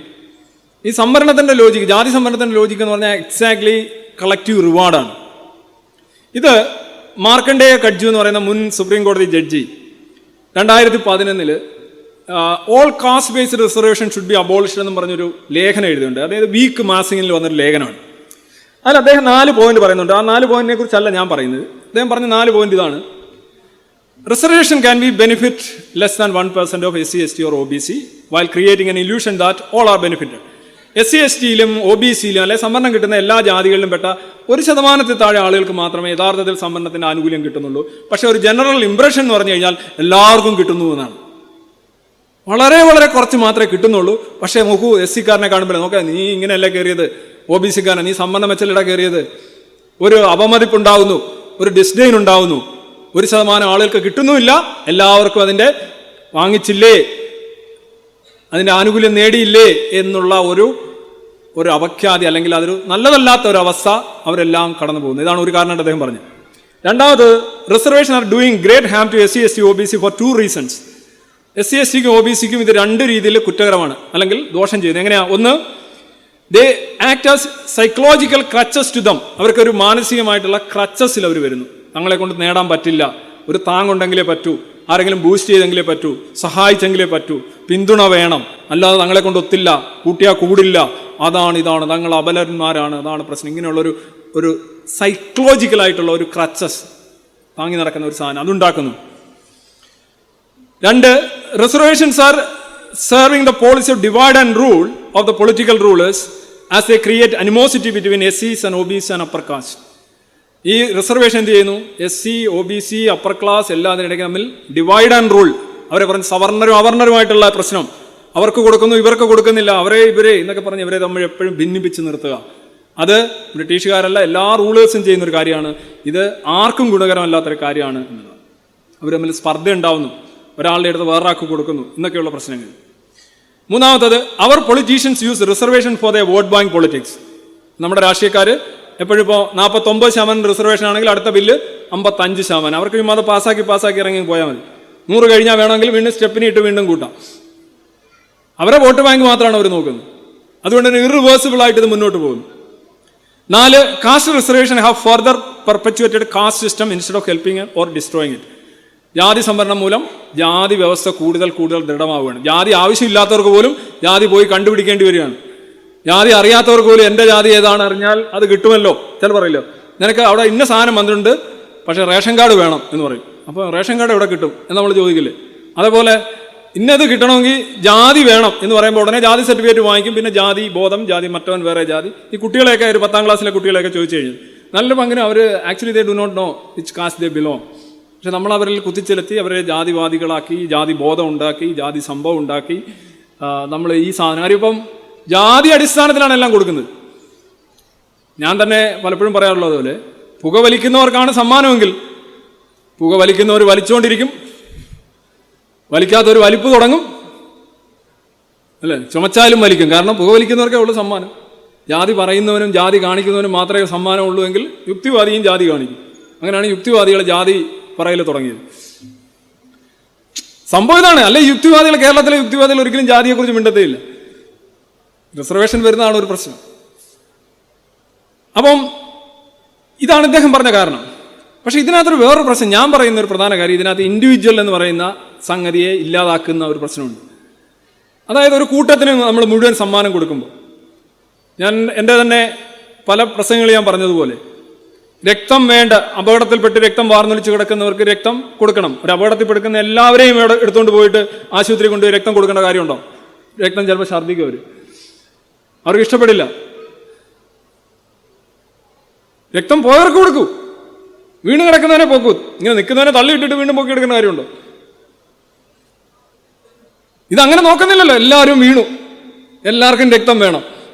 എന്താണ് ചരിത്രപരമായ കാരണങ്ങൾ? എനിക്കൊരു പ്രശ്നമില്ല, ഞാൻ നല്ലോണം നിൽക്കുന്നു, അല്ല അതൊന്നും പ്രശ്നമില്ല, നീ ഇതാണ്. ഇതെന്ന് പറഞ്ഞാൽ നിന്റെ വ്യക്തിത്വത്തിന്, അതുപോലെ തന്നെ ഇതേപോലെ തന്നെ ഒഴിവാക്കുമ്പോഴും വരും. ഒഴിവാക്കുന്ന ജാതിയിൽപ്പെട്ടയോ മതത്തിൽപ്പെട്ട ആള് വളരെ ദുർബലനാണ്, വളരെ ദയനീയമായ അവസ്ഥയാണെങ്കിലും അയാൾക്ക് സഹായം ഇല്ലല്ലോ, അയാൾക്ക് പിന്തുണ ഇല്ലല്ലോ. കാര്യം എന്താണ്? അയാളുടെ വ്യക്തിത്വം പരിഗണിക്കുന്നില്ല. His individuality is not important. അയാളൊരു കളക്റ്റീവ് ക്ലാസിന്റെ പേരിലാണ് അയാൾ അറിയപ്പെടുന്നത്. അയാൾ ചിലപ്പോൾ സവർണനാവാം, അല്ലെങ്കിൽ അയാൾ വേറെ ഏതെങ്കിലും ഇന്ന ജാതിക്കാരനാകാം, അല്ലെങ്കിൽ ഒരു സംവരണ വിരുദ്ധനാകാം. ആ വിഭാഗത്തിൽപ്പെട്ട ആ വിഭാഗത്തിന്റെ ഇതാണ് നിങ്ങൾക്ക് കൊടുക്കുന്നത്. നമ്മളല്ലേ പശുവിന് ആണെങ്കിൽ പിണ്ണാക്കും കാടി എന്ന് പറയുന്നോണം, ഇന്ന ജാതിക്കാണെങ്കിൽ ഇന്നത്. അതിനകത്ത് പല ആൾക്കാരുണ്ടാവും, ആവശ്യമുള്ളവരുണ്ടാത്തവരും ഇല്ലാത്തവരും ഉണ്ടാവും, എതിരായിട്ടുള്ളവരുണ്ടാവും. ഇതൊന്നും പരിഗണിക്കുന്നില്ല. വ്യക്തിത്വത്തെ യാതൊരു രീതിയിലും പരിഗണിക്കാത്ത കളക്റ്റീവിസ്റ്റ് ആശയങ്ങൾ. അത് കളക്റ്റീവ് പണിഷ്മെന്റിലുമുണ്ട്, കളക്റ്റീവ് റിവാർഡിലുമുണ്ട്. പക്ഷേ ഒരു ആധുനിക സമൂഹം എന്ന് പറയുന്നത് എപ്പോഴും വ്യക്തിയെ പരിഗണിക്കണം. വ്യക്തി എന്ന് പറയുന്നത് ലോകത്തെ ഏറ്റവും വലിയ മൈനോറിറ്റിയാണ്. നിങ്ങൾ ന്യൂനപക്ഷങ്ങളെ സ്നേഹിക്കുന്നു എന്ന് പറയുന്നല്ലോ. ഏതാണ് ഏറ്റവും വലിയ ന്യൂനപക്ഷം? ഒരാളെ പോലും കൂടെ കൂട്ടാനില്ലാതെ, ഒരാളുടെയും സഹായമില്ലാതെ ജീവിക്കുന്ന ന്യൂനപക്ഷം അതേതാണ്? അത് വ്യക്തിയാണ്. ആ വ്യക്തിയാണ് ഏറ്റവും വലിയ ന്യൂനപക്ഷം. ന്യൂനപക്ഷ പ്രേമമുണ്ടെങ്കിൽ, ന്യൂനപക്ഷ പ്രണയമുണ്ടെങ്കിൽ വ്യക്തിയെ പിന്തുണയ്ക്കണം, അവനെ പരിഗണിക്കണം. ബിക്കോസ് ഇൻഡിവിജ്വാലിറ്റി അല്ലെങ്കിൽ ഇൻഡിവിജ്വൽ ഈസ് വെരി ഇമ്പോർട്ടൻറ്റ്. ഇത് ഞാൻ അയൻ റാൻഡ് പറഞ്ഞ ഒരു സ്റ്റേറ്റ്മെൻറ്റോടുകൂടി ഇത് കൺക്ലൂഡ് ചെയ്യാം. The smallest minority on earth is a individual. ലോകത്തെ ഏറ്റവും വലിയ ന്യൂനപക്ഷം എന്ന് പറയുന്നത് വ്യക്തിയാണ്. Those who deny individual rights, വ്യക്തി സ്വാതന്ത്ര്യം, വ്യക്തി അവകാശങ്ങൾ നിഷേധിക്കുന്നവർക്ക് they cannot claim to be defenders of minorities. വ്യക്തിയുടെ അവകാശങ്ങൾ ഹനിക്കുന്നവർ, അവന്റെ റൈറ്റ്സിനെ ഹനിക്കുന്നവർക്ക് ഒരിക്കലും ന്യൂനപക്ഷത്തിന്റെ സംരക്ഷകരായിട്ട് ചമഞ്ഞിരിക്കാൻ സാധിക്കില്ല. ന്യൂനപക്ഷം എന്ന് പറഞ്ഞൊരു വലിയ ഒരു സമൂഹത്തിന് പോയി പ്രീണിപ്പിക്കുക എന്നുള്ളതല്ല. That's A wrong concept. അത് വളരെ തെറ്റായ ഒരു കൺസിഡറേഷനാണ്. എന്താണ് ന്യൂനപക്ഷം എന്ന് പറയുന്നത്? 100 പേരുണ്ടെങ്കിൽ 49കാരൻ ന്യൂനപക്ഷവും 51കാരൻ ഭൂരിപക്ഷവും. ഈ 41കാരനും 51കാരനും ഒന്നും തമ്മിൽ അവരെല്ലാം ഈക്വലി അഡൾട്ട്സ് ആണ്, ഗ്രോണപ്പ് ആണ്, ഈക്വലി റിസോഴ്സ്ഫുൾ ആണ്. ചിലപ്പോൾ 49കാരൻ്റെ കയ്യിലായിരിക്കും കൂടുതൽ സമ്പാദ്യം. ഇപ്പം ശ്രീലങ്കയിൽ തമിഴരുടെ കയ്യിൽ കൂടുതൽ ജോലിയും കൂടുതൽ സമ്പാദ്യം വന്നതാണ് അവിടുത്തെ വംശീയതയ്ക്ക് ഒരു കാരണമായി വന്നത്. They are resourceful minority. Number നോക്കിയല്ല കാര്യങ്ങൾ നോക്കേണ്ടത്, ആവശ്യങ്ങൾ നോക്കണം. ഇപ്പോൾ ഭൂരിപക്ഷത്തിന് ജോലിയില്ല. ശ്രീലങ്കയിലെ പ്രശ്നം തന്നെ എടുത്തു നോക്കുക. ശ്രീലങ്കയിലെ പ്രശ്നം തമിഴർ വെൽ ഓഫ് ആയിരുന്നു. ആ ആഭ്യന്തര യുദ്ധ കാലഘട്ടത്തിൽ, തുടക്ക കാലഘട്ടത്തിൽ ന്യൂനപക്ഷമായ തമിഴർ ബെറ്റർ പൊസിഷനിലായിരുന്നു. അവർ മോർ റിസോഴ്സ്ഫുൾ ആയിരുന്നു. അങ്ങനെയാണ് ആ സംഘർഷം ഉണ്ടാവുന്നത്. ഇപ്പൊ എണ്ണം നോക്കിയിട്ട് നിങ്ങൾ കുറച്ചല്ല ഉള്ള എണ്ണത്തിൽ, അങ്ങനെയല്ല. അതിന്റെ സ്വഭാവം എന്താണ്? ആ ഒരു വിഭാഗത്തിന്റെ സ്വഭാവം എന്താണ്? അതിന്റെ ശേഷി എന്താണ്? അതിന്റെ പ്രഹരശേഷി എന്താണ്? അതിന്റെ റിസോഴ്സ് എന്താണ്? അതിന്റെ സമീപനം എന്താണ്? അത് നോക്കിയാണ് മനുഷ്യൻ ആക്ച്വലി വിലയിരുത്തേണ്ടത്. അല്ലാതെ നമ്പർ ഇങ്ങനെ എണ്ണി നോക്കിയിട്ടില്ല. ചില ആൾക്കാർ ഇങ്ങനെ തൂക്കി നോക്കും, ഇങ്ങനെ ഇത്രയുണ്ട് എന്നാൽ ഇങ്ങോട്ട് പോട്ടെ. അങ്ങനെയല്ല മനുഷ്യരെ പരിഗണിക്കേണ്ടത്, അങ്ങനെയല്ല കൂട്ടങ്ങളെ പരിഗണിക്കേണ്ടത്. വ്യക്തിത്വം അത് വളരെ പ്രധാനമാണ്. ഈ കേരളത്തിൽ ആളുകൾക്ക് മനസ്സിലാകുന്നേ ഇല്ല ഈ ആശയം. അതുകൊണ്ടാണ് ആളുകളെ ഒരു കൂട്ടത്തിന്റെ പേരിൽ നീ ഇന്നലല്ലേ. ഇപ്പൊ ഈവൻ നിങ്ങളുടെ പ്രാദേശികമായിട്ട് തന്നെ നിങ്ങൾ പറയാറുണ്ട്, തെക്കനെയും മൂക്കനെയും കണ്ടു കഴിഞ്ഞാൽ ആദ്യം മൂക്കനെ അടിക്കണം, അല്ല തെക്കനെ അടിക്കണം എന്ന് പറയുന്നത് ഞാൻ കേട്ടിട്ടുണ്ട്. അതുപോലെ ഇപ്പോൾ ഈ അടുത്തിടെ ഓരോരോ സംഭവങ്ങൾ ഉണ്ടാകുമ്പോൾ കൊല്ലത്ത് പപ്പടത്തിന് വേണ്ടി അടിയുണ്ടായി, കൊല്ലത്തുകാരെല്ലാം പപ്പടത്തിൻ്റെ അടി തന്നെ. എൻ്റെയൊക്കെ വല്ലതൊക്കെ കാണുമ്പോൾ ചോദിക്കും, സാറ് കൊല്ലത്തുകാരനല്ലേ, കൊല്ലത്ത് ഇങ്ങനെയാണോ? ഞാൻ പറയും, കൊല്ലത്ത് ഇങ്ങനെ നടക്കാറുണ്ട്, പലയിടത്തും നടക്കാറുണ്ട്, എല്ലായിടത്തും നടക്കാറുണ്ട്. ഇത് റിപ്പോർട്ട് ചെയ്ത് വരുന്നു, 2-3 അടുപ്പിച്ച് 3 വാർത്ത വരുമ്പോൾ കൊല്ലമാകുന്നു. ചില പൊതു സ്വഭാവങ്ങളില്ലാന്ന് ഞാൻ പറയുന്നില്ല. പക്ഷെ ബേസിക്കലി നമ്മൾക്ക് അങ്ങനെ ഒരു ദേശത്തിൻ്റെ പേരിലോ ഭാഷയുടെ പേരിലോ ജാതിയുടെ പേരിലോ മതത്തിൻ്റെ പേരിലോ ലിംഗത്തിൻ്റെ പേരിലോ നമ്മൾ ഈ ക്ലാസ് വൽക്കരിക്കരുത് മനുഷ്യരെ. അയാളങ്ങനെ എന്നാൽ അങ്ങനെ ആയിരിക്കും. അങ്ങനെയല്ല, അവനൊരു ചാൻസ് കൊടുക്കണം. അവൻ്റെ വ്യക്തിത്വം വളരെ പ്രധാനമാണ്.